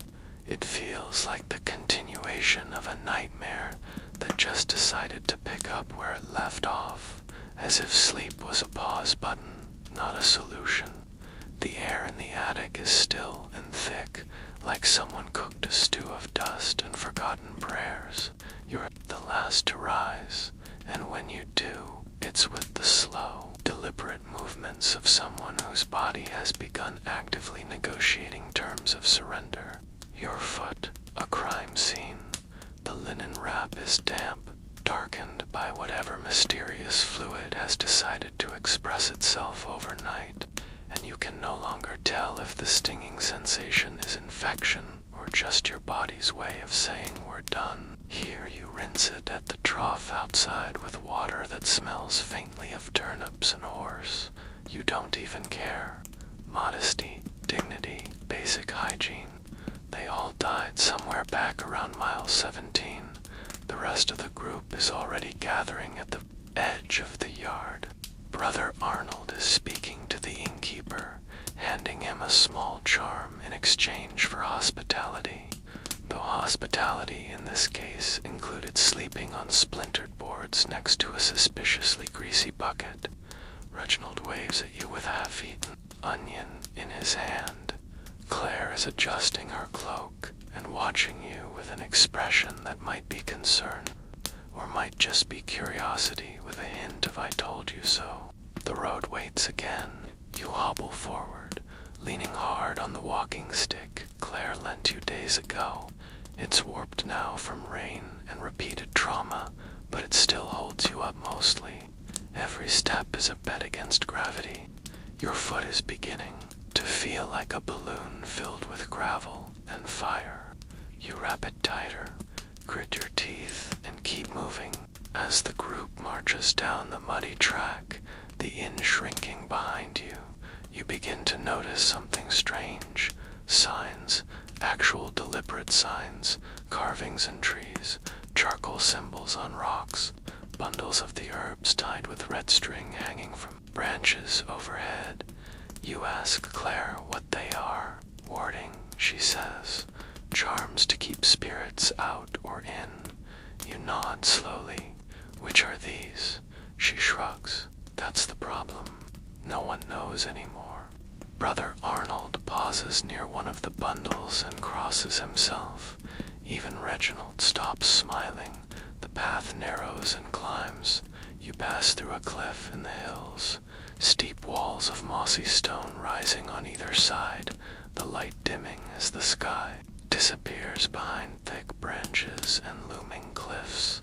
It feels like walking into a giant's forgotten pocket. The temperature drops, your breath fogs, the trees creak even when there's no wind. You begin to feel watched and nod in the nosy peasant, at a window kind of way. No, this is colder, deeper, like something is behind you no matter which way you turn.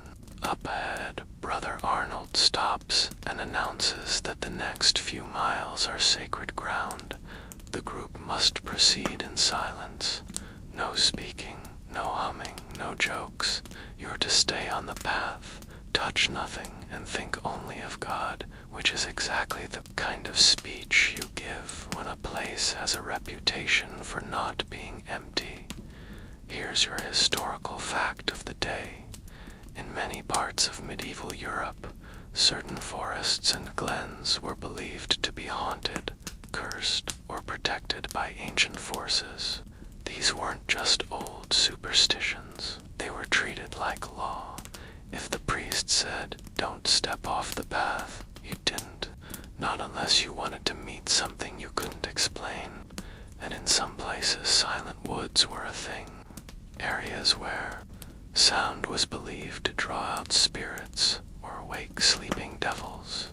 You press forward, limping and listening. The silence is complete. No bird song, no rustling, just the occasional crack of a branch underfoot and the distant creak of cartwheels behind you. You glance at the others. Everyone's heads are bowed.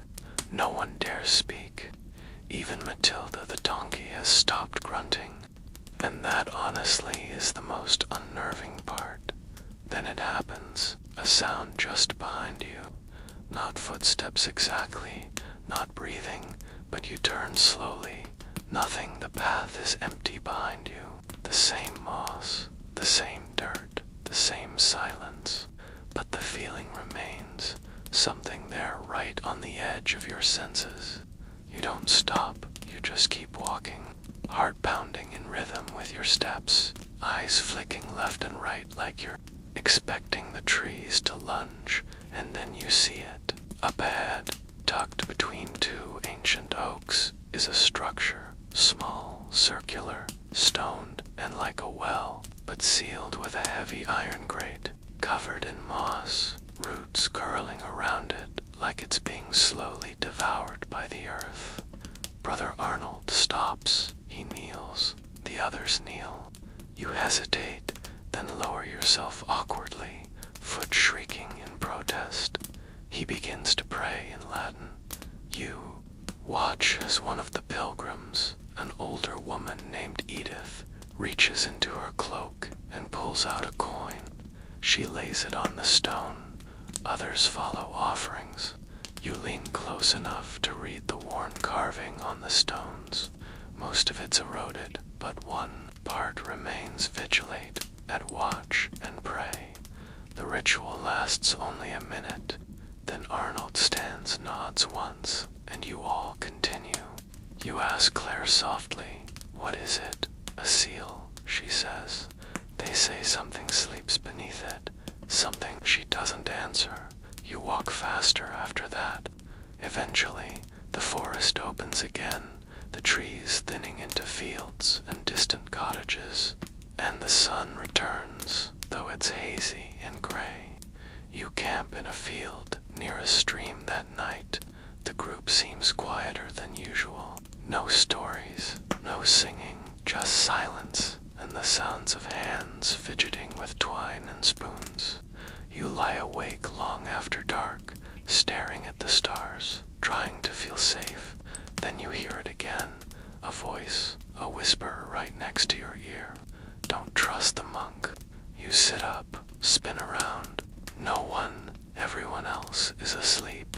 You lie back down, blood cold, breath shallow. You don't sleep, not this time. The forest might be behind you, but something else isn't. The next morning arrives like a punch in the lungs, sharp, wet, and personal.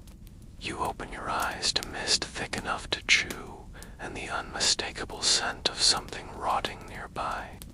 It could be the stream, could be Reginald's socks airing on a stick, could be your own foot now wrapped in a bandage that's beginning to feel more ceremonial than medical. You sit up slowly, blinking through the haze, and take stock. The group is stirring. The fire's just embers, and Brother Arnold is kneeling by the relic box, murmuring a prayer that sounds slightly more desperate than usual. You rub your face, then freeze. Your skin feels hot, not fever hot, but hot like you've been slapped by the weather. Your fingertips go to your forehead, and yeah, definitely warm. Your eyes ache, your throat's dry and scratchy, and your stomach is doing an uncomfortable slow roll, like it's trying to decide between panic and rebellion. You swallow. Bad idea. It feels like you've been goggling gravel. Claire notices. You look pale. You want to say something witty, something dry and dismissive. Instead, what comes out is a cough.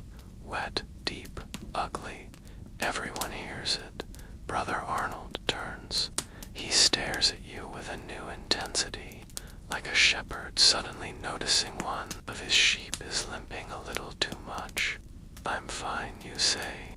Another cough follows, like a liar's punctuation. Reginald backs up half a step. That doesn't sound fine. You wave him off. It's just the air, the mist.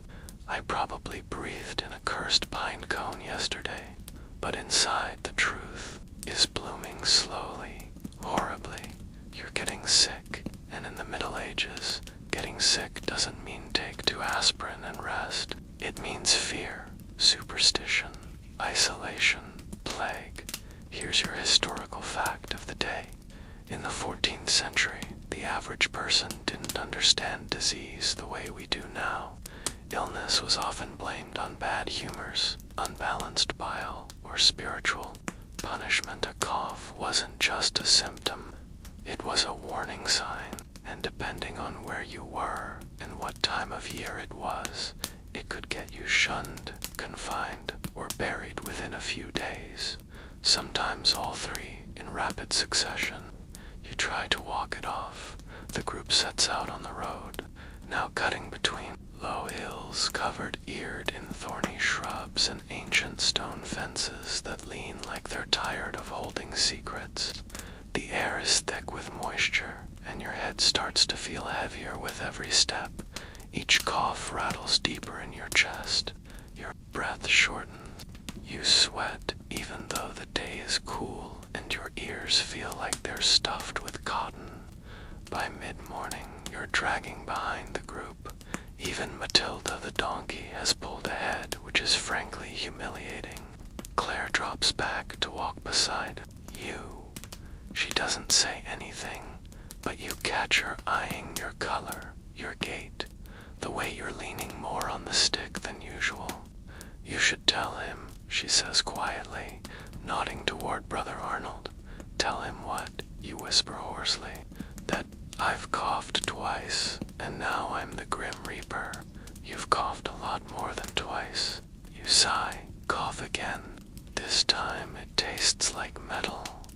Claire stops walking. Seriously, this isn't something you hide. Not here, not now. You look around. The rest of the group has pulled ahead. Just silhouettes now in the mist.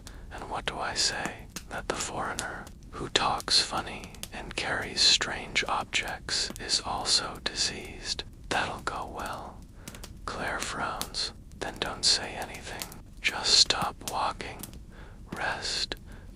glance at the path ahead, at the shrinking shapes of your fellow travelers, and fall behind. Her jaw tightens. I'll stay with you.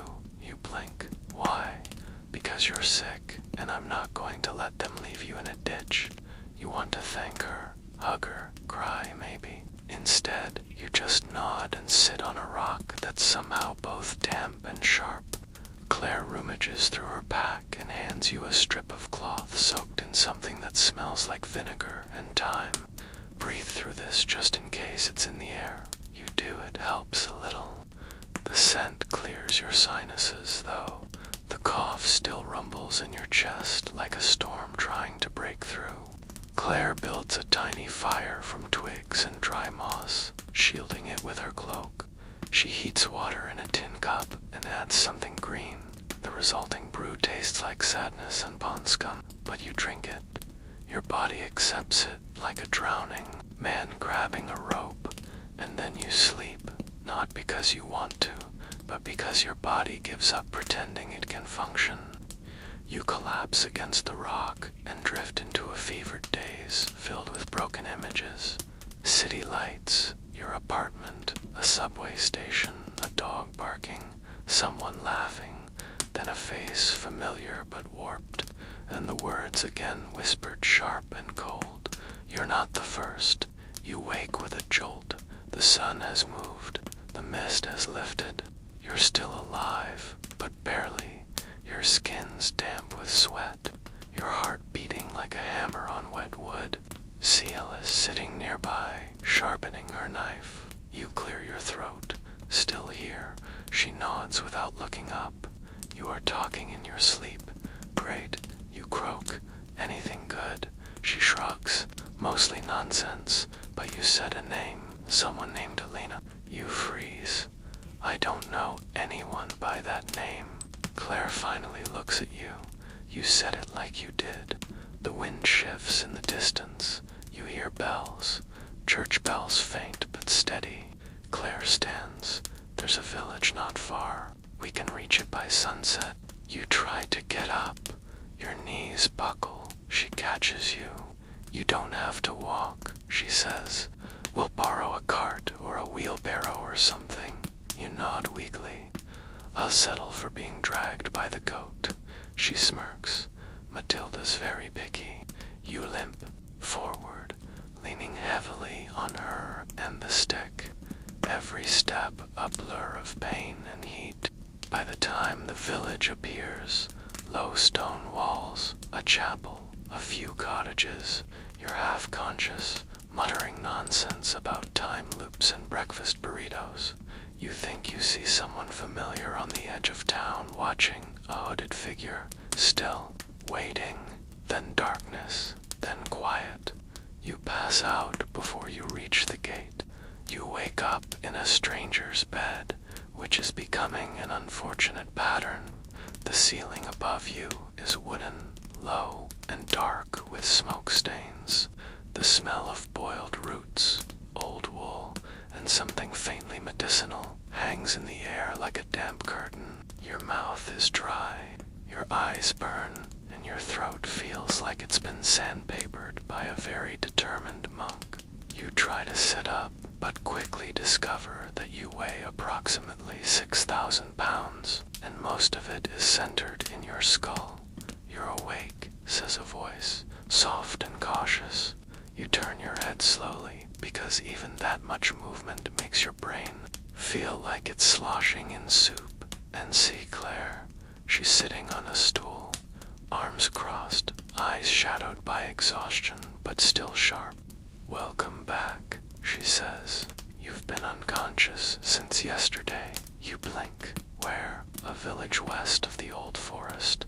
They let us in because Brother Arnold pulled a miracle out of his robes and promised them their cows would birth healthy calves. You close your eyes and groan. Is that something he can actually do? No, but they don't know that. You laugh, but it immediately turns into a ragged cough that doubles you over.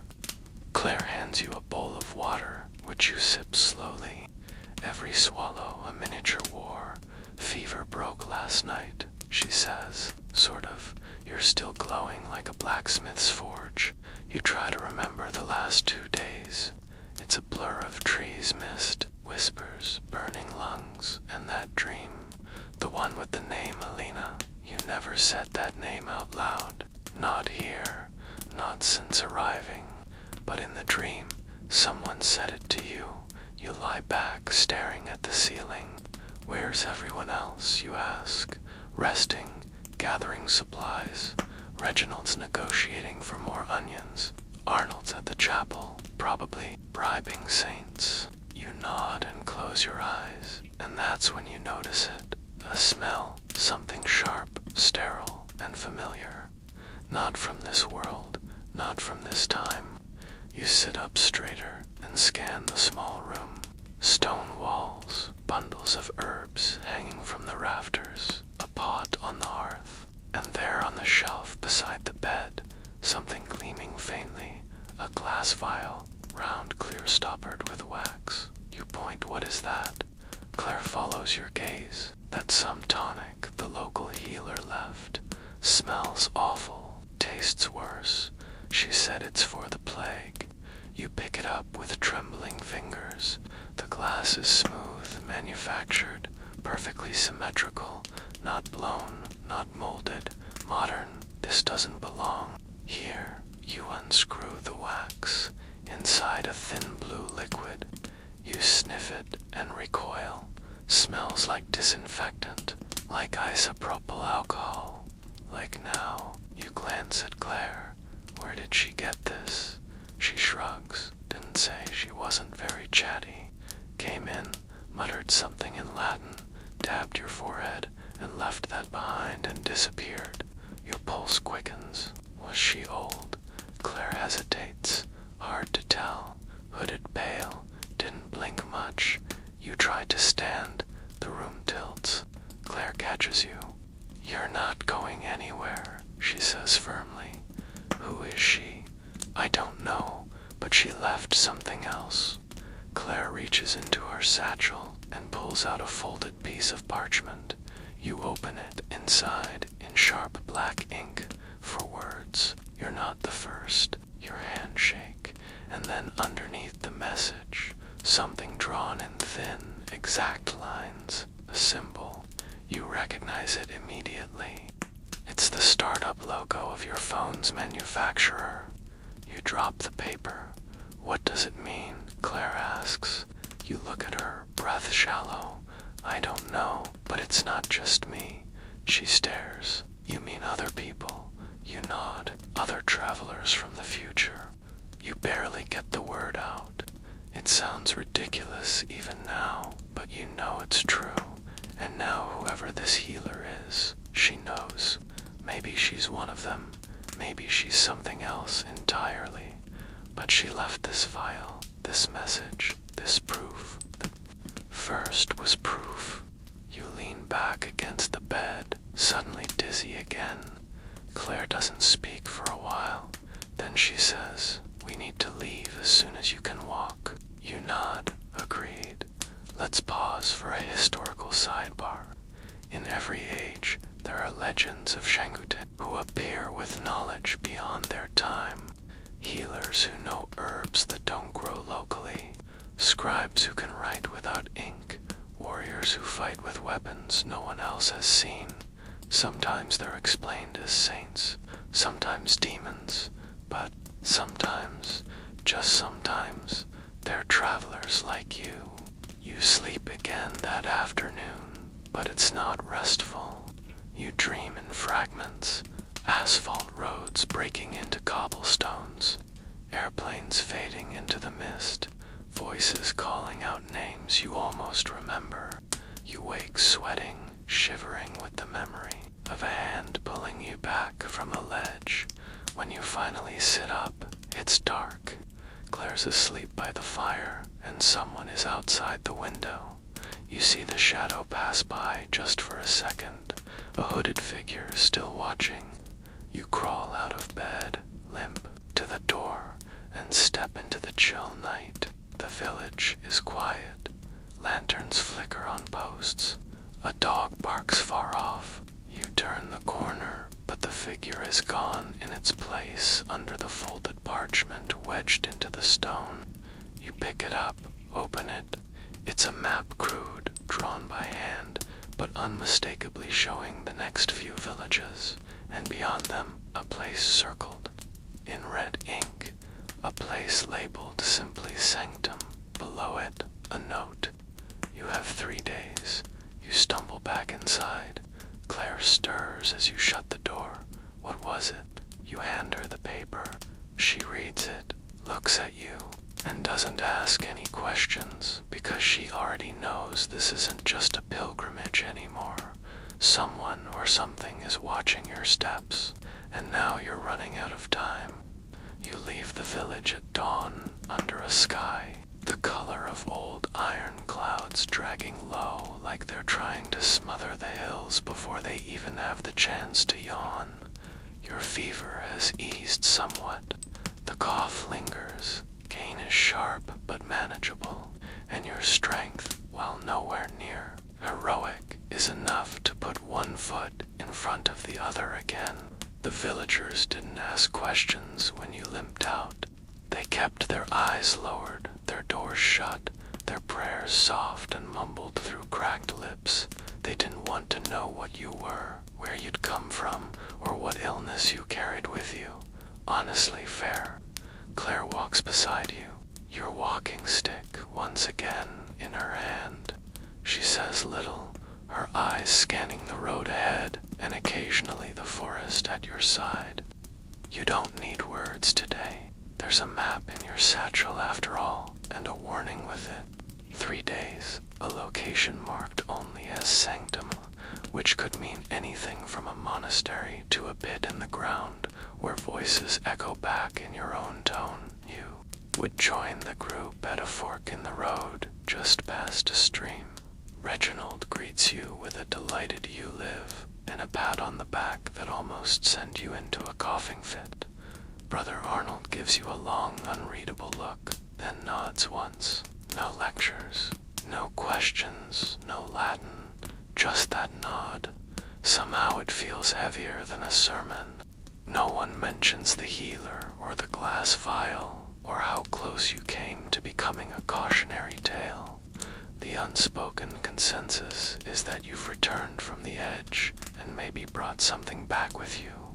The road is dry today, a rare gift, winding between rolling hills dotted with sheep who stare like fluffy judges. You walk slowly, your foot still wrapped, your shoe held together with twine and sheer will. Every bump of the road sends a dull ache up your leg, but you press on, driven by something deeper now. Not just survival, not just curiosity, a need to understand why you're here, who else has come before, and what waits at Sanctum. By mid-morning, the group is joined by an unexpected addition, a troupe of traveling minstrels. You hear them before, you see them, flutes and laughter winding up the road like perfume, a rhythm that feels out of place in this grimy, muttering landscape. Then they appear, sick of them, clad in faded but flamboyant colors, faces painted in uneven streaks, eyes bright with too much experience. One juggles apples, one carries a lute so warped by weather it looks like it's crying. The tallest of them, a woman with a shaved head and a feathered cap, waves cheerfully at your group. Pilgrims, eh? She says. Mind if we walk a while? Brother Arnold looks uneasy. We have no coin. We're not looking for coin, she replies. Just company and maybe a story or two. Reginald naturally beams and claps her on the back like a long-lost cousin.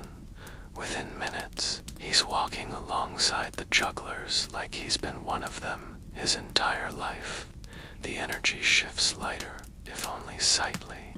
The flutist plays a slow tune that sounds vaguely like a lullaby, and even Matilda, the donkey, stops groaning for a moment. It's almost pleasant. You keep your distance, but one of the minstrels falls in beside you. A young man with wiry hair and a limp, eyes sharp and quick. He doesn't speak at first, just walks, matching your pace. Eventually he says, "You're not really a pilgrim." You tense. "Excuse me, I've seen real pilgrims," he says. "You don't look at the ground when you walk. You look at the sky like you're waiting for something to fall out of it." You say nothing. He smiles. "I'm not judging," he adds, "just curious." You got the look of someone who knows things, or at least carries them. You glance at your satchel. He notices. "I've seen others like you," he says quietly. "Not many, but a few." Your mouth goes dry. "Where?" He shrugs. "Here and there. They come and go. Always strange. Always alone." "What happened to them?" He doesn't answer right away. Then he says, "Some burned, some vanished. One became a king." You stop walking. He doesn't. He glances back and grins. "Sanctum's not far now. You'll find your answers or you won't." And just like that, he rejoins the others, whistling a tune that makes your teeth itch. Let's pause for your historical fact of the day. Medieval minstrels weren't just entertainers. They were gossip channels, messengers, spies. They traveled from town to town, carrying news, stories, and sometimes secrets. They lived on the fringe of society, welcomed at feasts, shunned in famine, always watched, never trusted, and sometimes they knew more than they let on. There's a fringe belief, too, that some minstrels were time walkers, carriers of forbidden knowledge, disguised, masked, traveling the land to pass messages across eras. Sounds absurd, but then again, you're currently being herded toward a mystery sanctuary by a group of strangers who may or may not know your secrets better than you do. That night, you camp beneath the remains of a Roman aqueduct, stone still, holding their shape after 1,000 years. The minstrels put on a show, fire juggling, lewd songs, and a puppet play that seems oddly familiar. It's about a traveler from a faraway land who loses their voice and finds it again in a cave of glass and fire. You don't laugh, you don't clap, you just watch. After the performance, the limping minstrel passes by your bedroll. He doesn't stop, doesn't speak, just drops something beside you and walks off. It's a scrap of parchment. On it, a name, Alina. You stare at the ink, your heart thudding in your ears. You've never said that name aloud. Not here, not once. You look up. The minstrels are already packing, and in the dark beyond the firelight, someone is watching. Not the minstrels, not the villagers, someone else, a shape still waiting. By morning, the minstrels are gone. No farewell, no last performance, not even footprints in the dew-drenched grass. It's like they evaporated overnight. Ghosts who played music and whispered secrets, then vanished before the sun had the nerve to ask questions. You sit up slowly, half expecting to see them juggling across the horizon, but there's nothing, just Reginald, still asleep with a crust of bread clutched in one hand like a sacred relic, and Claire already awake and checking the straps on her back. The scrap of parchment with Elena's name still burns a hole in your thoughts. You tucked it into your satchel last night, but your fingers keep drifting back to it, like they're afraid it might disappear too. The ink is faded, but the letters are sharp, deliberate. Whoever wrote them knew you, and knew that name meant something. Claire notices your distraction. "They're gone," she says. You nod. "I saw. Did one of them leave you something?" It's not a lie, but it's not the whole truth either. She doesn't press, just rises and shoulders her pack. We move fast today. Arnold says we reach Sanctum before sunset, and there it is. The name from the map, the place circled in red, the destination, whispered by strangers and promised by messages scrolled in impossibly modern handwriting. You nod slowly, and let's find out what all this was for. The morning road curves through a shallow valley, quiet except for birdsong and the occasional crunch of your uneven footsteps. The hills rise like sleeping animals on either side, dappled with wildflowers and loose stones. Brother Arnold leads the group in silence, the relic box cradled in his arms like a child. His eyes are distant, his lips moving in a wordless chant. You can't quite hear. It's unsettling the way he seems to be pulling away from all of you with each step. Reginald walks beside you for a while, humming under his breath and whittling a piece of wood into what might be a fish or might be a weapon, depending on how the day unfolds. He offers it to you at one point and says it's good luck or a fork. I forget which. You accept it anyway. Around noon, the wind changes. There's a shift in the air, something you feel in your teeth before you smell it. An earthy mineral scent, laced with damp stone and something metallic. The trees thin. The birds stop singing. You round a bend in the path and stop walking altogether because you've arrived. Sanctimon's not a village, not a church, not a ruin. It's a fortress, or rather the bones of one.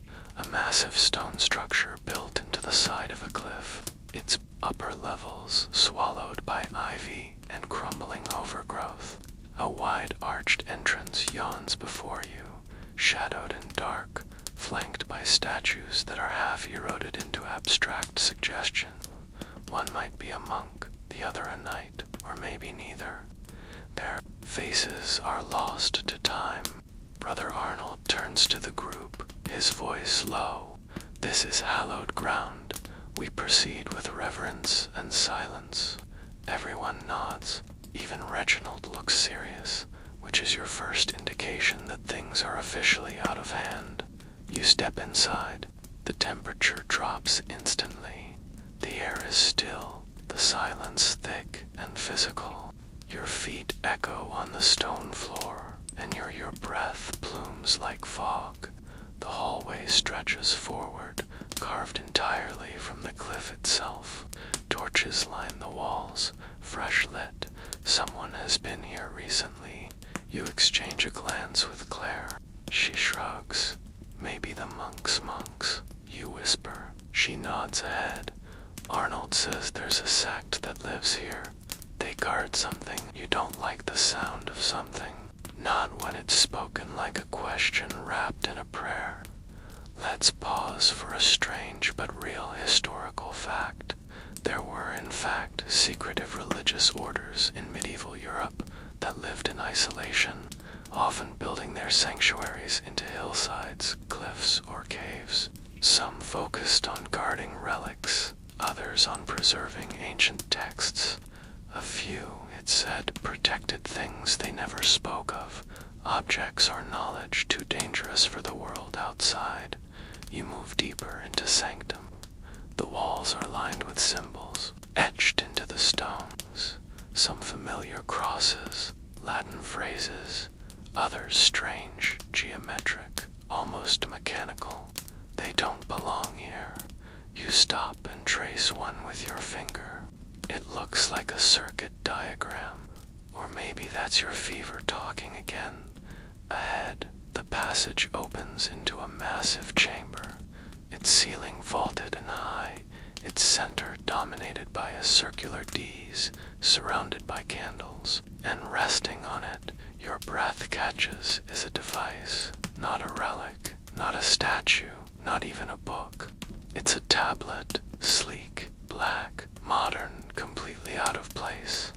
Brother Arnold approaches it, eyes wide, reverent. The voice of the saint, he whispers. You blink. That's not. He holds up a hand. It speaks only to the chosen. You glance at Claire. She's staring too, her mouth slightly open. Reginald leans over your shoulder. That looks like the thing you carry. You nod slowly. It is. Arnold kneels before the pedestal, chanting softly. You step closer. The tablet flickers. A screen lights up. For a moment, you can't breathe. It shows static, then text, lines of code, data, schematics, then a message pulsing on the screen. What is this? I don't know, but you do. In part, this is a message, a marker, a piece of something bigger. The screen changes again. 3 remain. One is near, one is lost, one is you. You step back. The candles flicker wildly. Brother Arnold turns eyes wide. What did it say to you? You hesitate. It said, I'm not alone. His expression darkens. Then we must destroy it. What? It's a test, a temptation. The saint would not speak in riddles. This is a demon. No, it's not. It's from silence. His voice echoes through the chamber, and that's when the ground shakes. Not much, just enough to send dust raining from the ceiling. A low hum rises in the stone beneath your feet. The tablet shuts off. The candles go out. You're plunged into silence, and something moves in the shadows.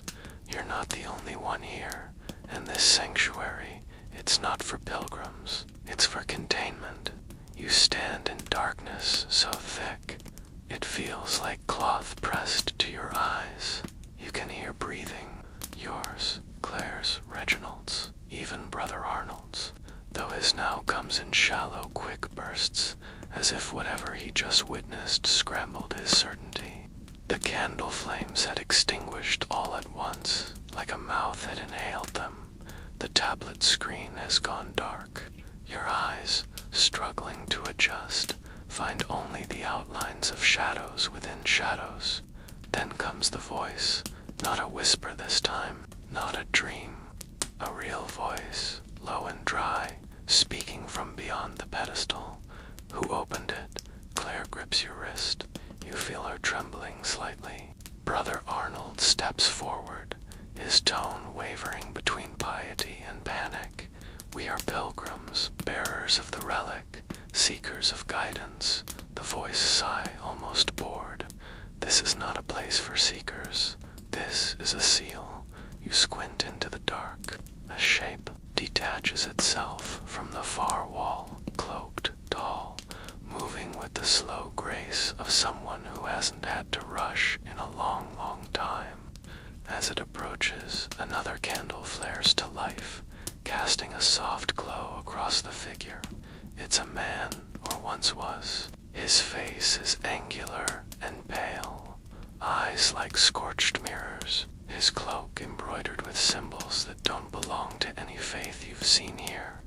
His voice is calm, controlled, like he's explained this 100 times before. He says, looking directly at you, let's take a historical detour while your blood figures out whether to freeze or boil. There are ancient texts, rare, barely translated, and dismissed by most mainstream historians that speak of custodians, not monks, not priests, individuals tasked not with preserving faith, but containing knowledge. Places like Sanctum weren't built to house relics.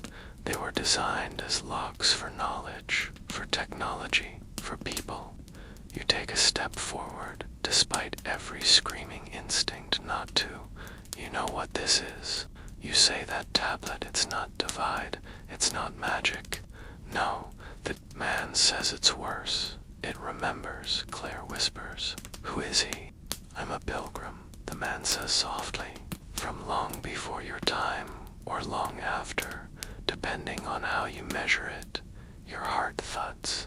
How long have you been here? I lost count, he says. I came through in a lightning storm. The tablet found this place. So did I.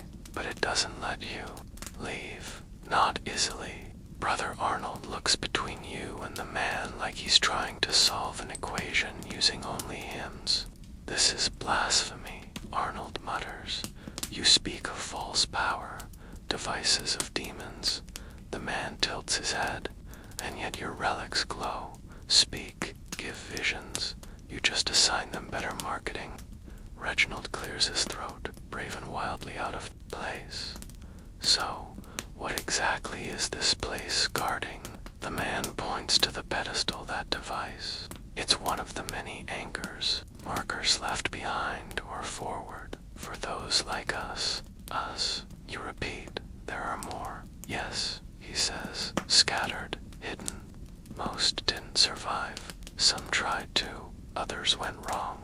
Claire asks the question that's been clanging in your brain since the forest. Why are we being brought here? He looks at you again. Because time folds, and when it does, the ones who slip through get noticed by what you ask, voice barely a whisper. He doesn't answer. Instead, he walks toward the tablet. The screen lights up. It responds to him, recognizes him. User 01. You step beside him. The screen flickers again. User 03. You turn to Claire. Check the screen. Nothing happens. He notices. It only marks travelers.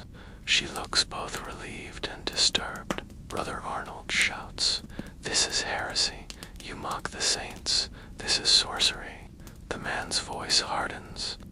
"You brought a relic here, thinking it would bless your path, but it's a beacon, that box you carry. It broadcasts, and now something's listening." Arnold steps back, almost dropping the relic. You turn to the man. "What do we do?" He leans in. You run, and then the stone beneath your feet vibrates again. Harder, a grinding sound from deep below. A hum that isn't mechanical, but living, pulsing. The tablet screen flashes. Containment breach initiating lockdown. A wall behind the pedestal begins to shift, stone grinding open, revealing a narrow stairwell lit by faint blue light. Unnatural light. The man points. "Go now while the path's open." Claire grabs your arm. "We don't know where it leads. Anywhere but here," the man says. You glance back at Reginald. He looks terrified, but nods. Arnold is frozen in place, clutching the relic as though it might turn into a sword. "This is madness," he says. "I came for salvation." "No," you tell him. You brought a signal flare to a locked vault. More stone shifts. The chamber groans like something inside is waking up.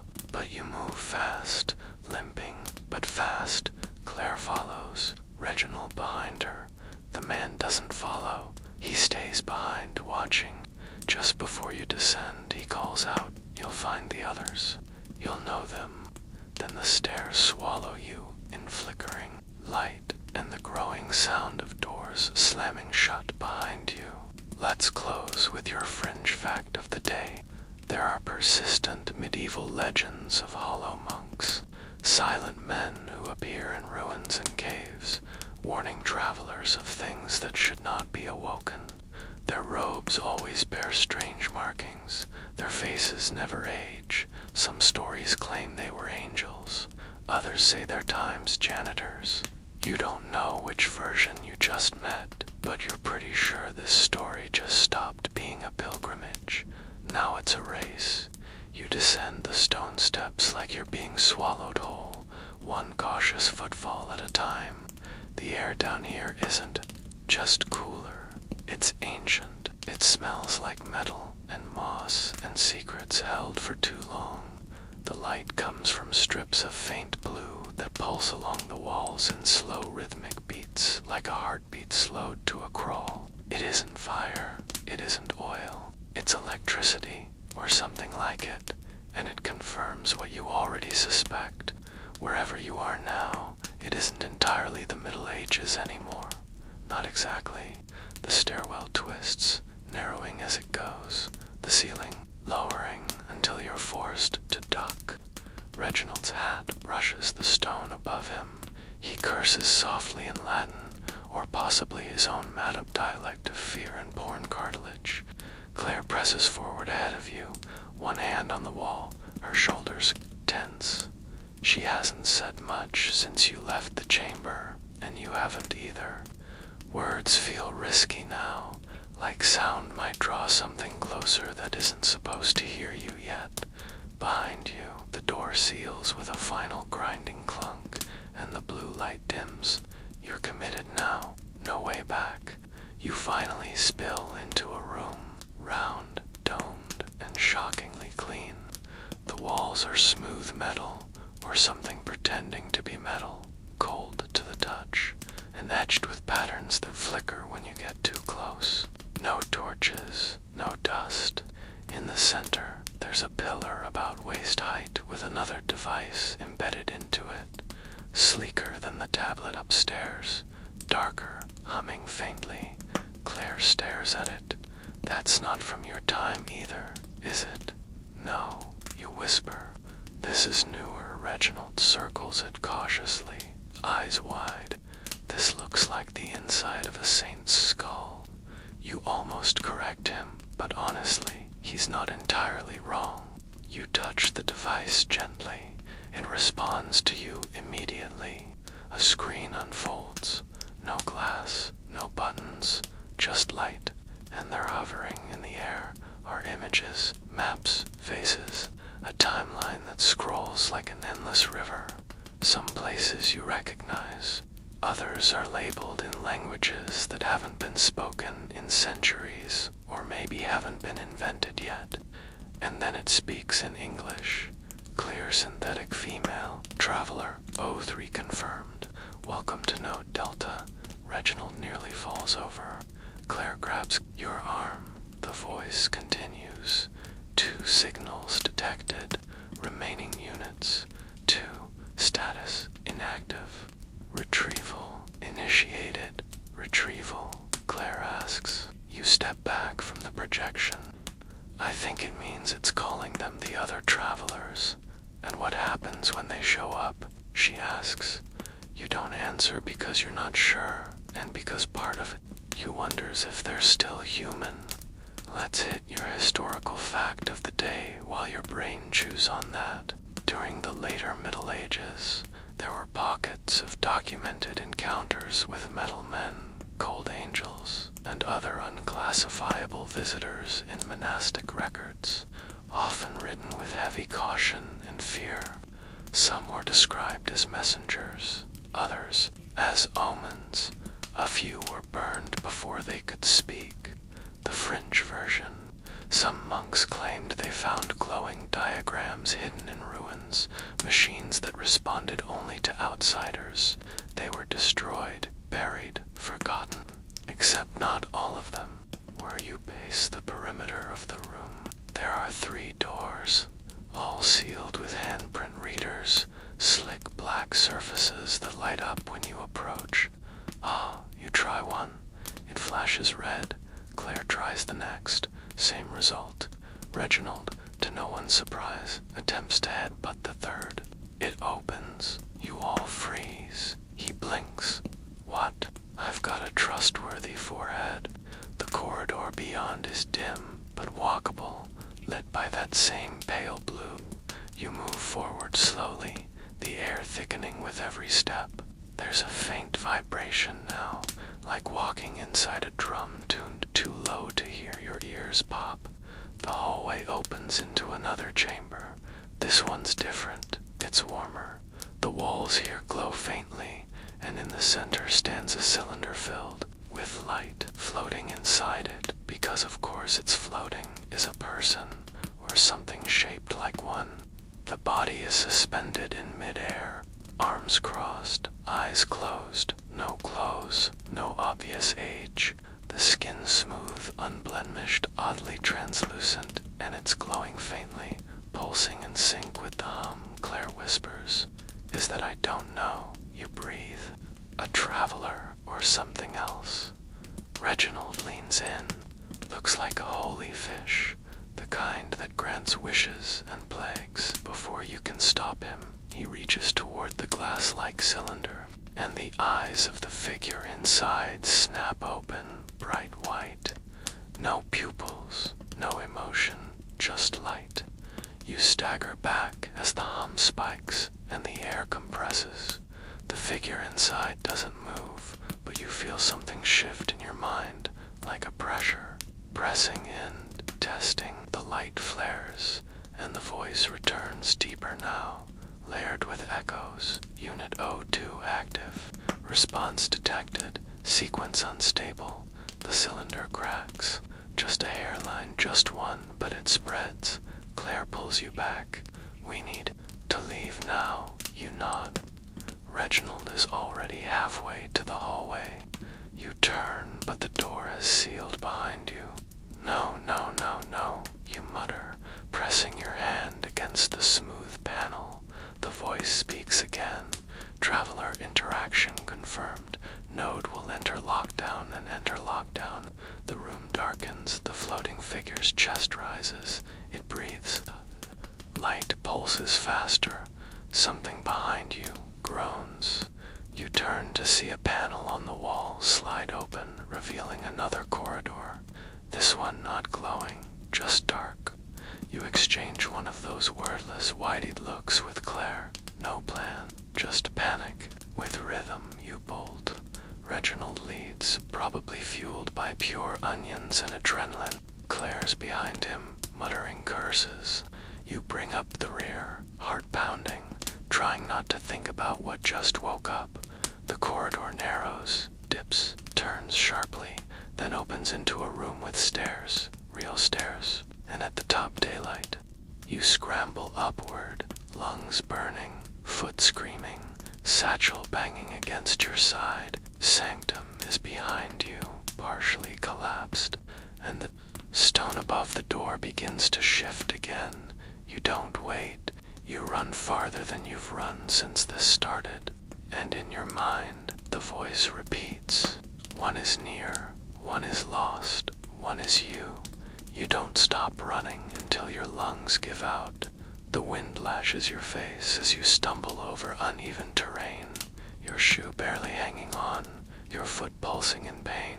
Behind you, Sanctum sits heavy and still on the side of the cliff. Its silhouette now, missing a whole corner where part of the stone gave way. That smooth, ancient structure, half monastery, half something not built by any medieval mason, just sits there like a bad dream, sealed again. Well, or so you hope. Reginald collapses into the grass, panting like a hunted pig. Well, he gasps. That was more divine wrath than I usually get before lunch. Player doesn't answer. She's standing, staring back at the cliffside, her hand resting on the dagger she keeps tucked beneath her belt. You watch her watching the sky, the treetops, the faintest disturbance in the air. She looks less like a traveler now, and more like someone who's preparing to survive something much bigger than she signed up for. You sit down beside a crooked stone, letting the breeze wash over your fever-slicked skin. It's cooler out here. Cleaner, you suck in lungfuls of air like it's the first oxygen you've had in a week. The pressure in your chest is still there, but softer now, manageable. The adrenaline helps. Reginald wipes his brow with his sleeve. So, that floating person in the glass, just me, or were they very unfriendly? Not just you, you mutter. Squats beside you, face tight. That thing wasn't human anymore. You nod slowly. I don't think it ever was. Not fully. For a moment, the three of you just breathe, surrounded by a silence that feels almost sacred after the hum and whisper of depths. Somewhere in the trees, a bird sings a hesitant note, like it's checking if it's safe to resume normal forest business. Then Claire pulls the map from her satchel. It's changed. The parchment, once crisp and dry, now feels warm in your hands, like it's pulsing. The ink has shifted to 2. The red circle that once marked Sanctum has faded, replaced by 3 lines radiating outward in different directions. Each one ends in a new mark, a new symbol, a new destination. Reginald peers over your shoulder. Are those you nod grimly? More nodes like the one we just escaped. Fantastic, he mutters. I was hoping to spend the afternoon being haunted by another ancient light ghost. You trace the lines with your finger. One leads north toward the coast, one west into the deeper forest. The third vanishes into the mountains. There's no instruction, no explanation, just a new set of directions from whoever or whatever is guiding. This. Claire squints at the map. The tablet said 3 remain. You nod, and now one's awake. Then these, she taps the symbols, are the others. And that's when you realize it's not just a game of hide and seek. It's a countdown. You lean back against the stone, staring at the sky. The clouds drift slowly. Your heart still hasn't slowed down. The voice in sanctum.com, synthetic, full of something ancient, repeats in your memory. One is near, one is lost.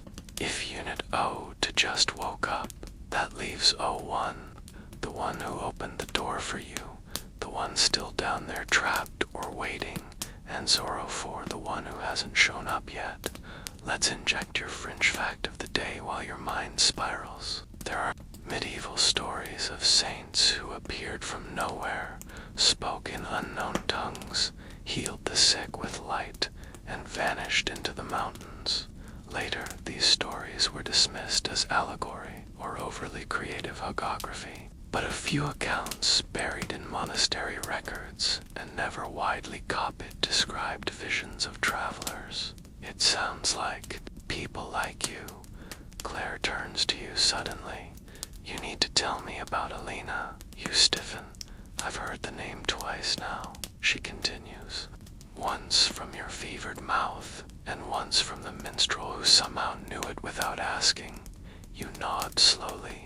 The weight of the name has been pressing into your chest for days. Alina was with me, you say. Before back home, she was working on something. A theory about resonance, time overlap, Lionel states. Was she a scientist? No, you murmur, a historian. But she thought history was wrong, that we were missing threads. People who didn't just study the past, but lived it. Claire narrows her eyes. You think she came through? I don't know, but that message in Sanctum, the screen said someone was lost, and I think it's her. You pause, then reach into your satchel and retrieve the phone. Still off, still dead, but it's weighty, real. I followed her work, you say softly. Then one night, I woke up here. Claire puts her hand on your shoulder, and maybe that's your answer. Not saving history, not understanding it, but finding her. You nod if she's here. She's either in one of these nodes or worse. You all sit there for a long moment. The wind tugs gently at the edges of the map. Reginald starts sharpening a stick. He hums again, tuneless and tired.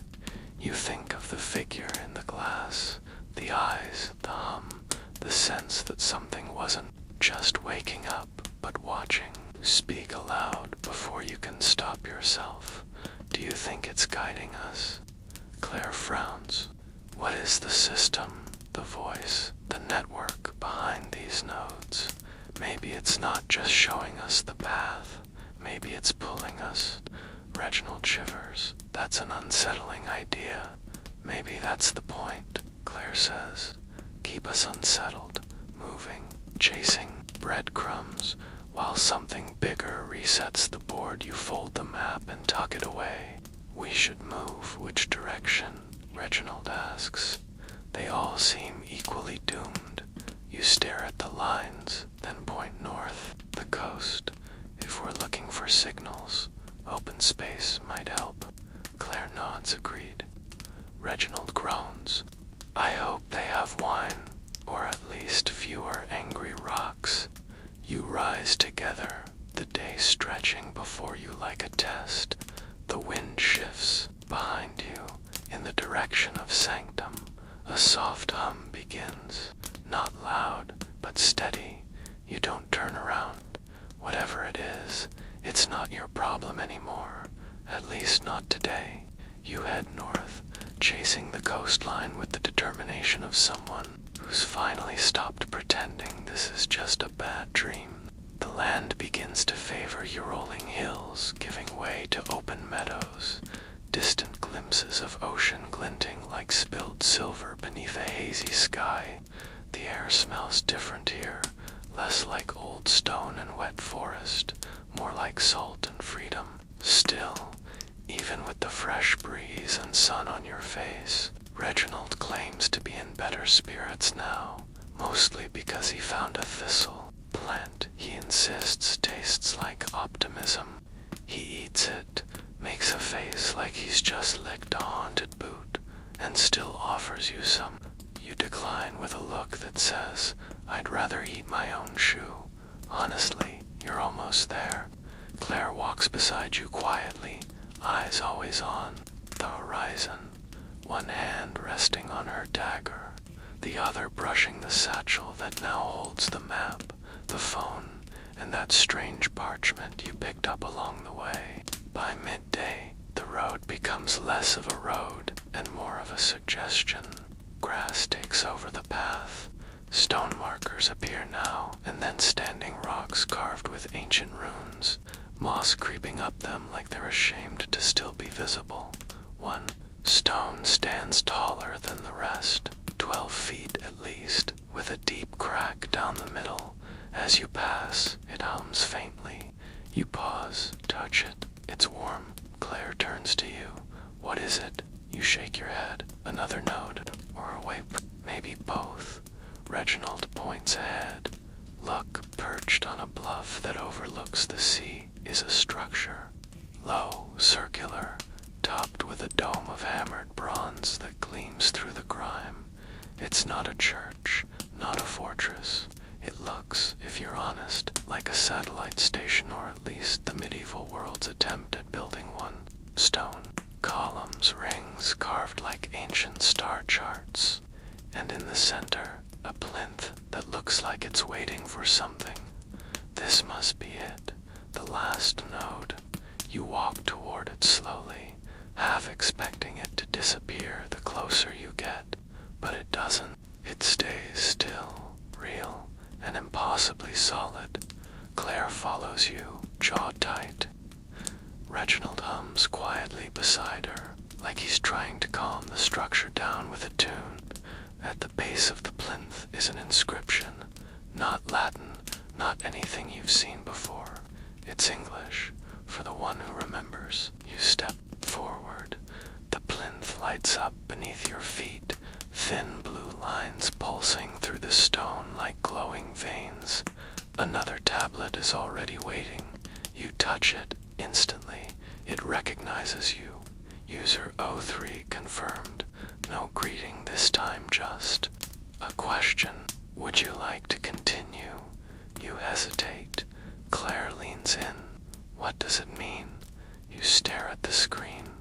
I think this is the end, or maybe the beginning. Reginald frowns. Of what? Time collapse, magic apocalypse, soup. You laugh, brittle. The others, you whisper. The ones who came before us. They tried to open something, or close it. Maybe both. Claire steps beside you, and Ilanina, you swipe the screen. New data floods, images, timelines, names end. Then a face, her face pale, suspended in light. Unit 004, recovery status, pending. Your breath catches. She's alive, you say, or at least not gone where? Claire asks. You zoom out. The map expands. Coordinates appear. Latitude, longitude, modern formatting. Then the screen blinks. Certainly, here's your complete passage rewritten into one smooth, continuous paragraph, exactly as you've asked, perfect for narration or voiceover, with no breaks or formatting, time sync incomplete, location variable. You mutter, she's not just lost in place, she's lost in time. The tablet pulses once more. User 03 has engaged final protocol. What does that mean? Claire asks quickly. The plinth beneath you rumbles. The ground begins to vibrate gently, not violently like Sanctum, but with intention. Reginald steps back. Oh no, I'm too handsome to get vaporized. Then a circle opens in the center of the floor. A staircase, not a tunnel, a platform, floating, waiting. You look at Claire. You don't have to come. She frowns. Of course I do. You're not doing this alone. And then she grins slightly. Besides, I want to see how this ends. Reginald snorts. You two are going to get yourselves erased. You smile at him probably. Then you step onto the platform. Claire joins you. The tablet displays a countdown. 10-9. Reginald shouts, "Do I get a line in your epic poem?" You yell back, "Absolutely not." 4-3. You feel it start the pull, the compression, the sensation of being folded like a note passed between dimensions. 2-1. Then nothing or everything. It's hard to tell. You're weightless, timeless, timeless. Thoughts move like lightning. Images collide. Sanctum, the node, the stone figures, Elena's name, Claire's voice, the goat. Because of course your subconscious would sneak that in. And that constant thrum, the network, the hum beneath history, the thing under it all. Then silence. You open your eyes to somewhere else. It's bright. It smells like dust and ozone. Claire groans beside you. If we're dead, this is a very bureaucratic afterlife. You sit up slowly. In front of you stands another figure. Not glowing, not floating, just human. She looks at you and smiles faintly. "Alina," you whisper. She nods. "Took you long enough." You don't speak at first. You just look.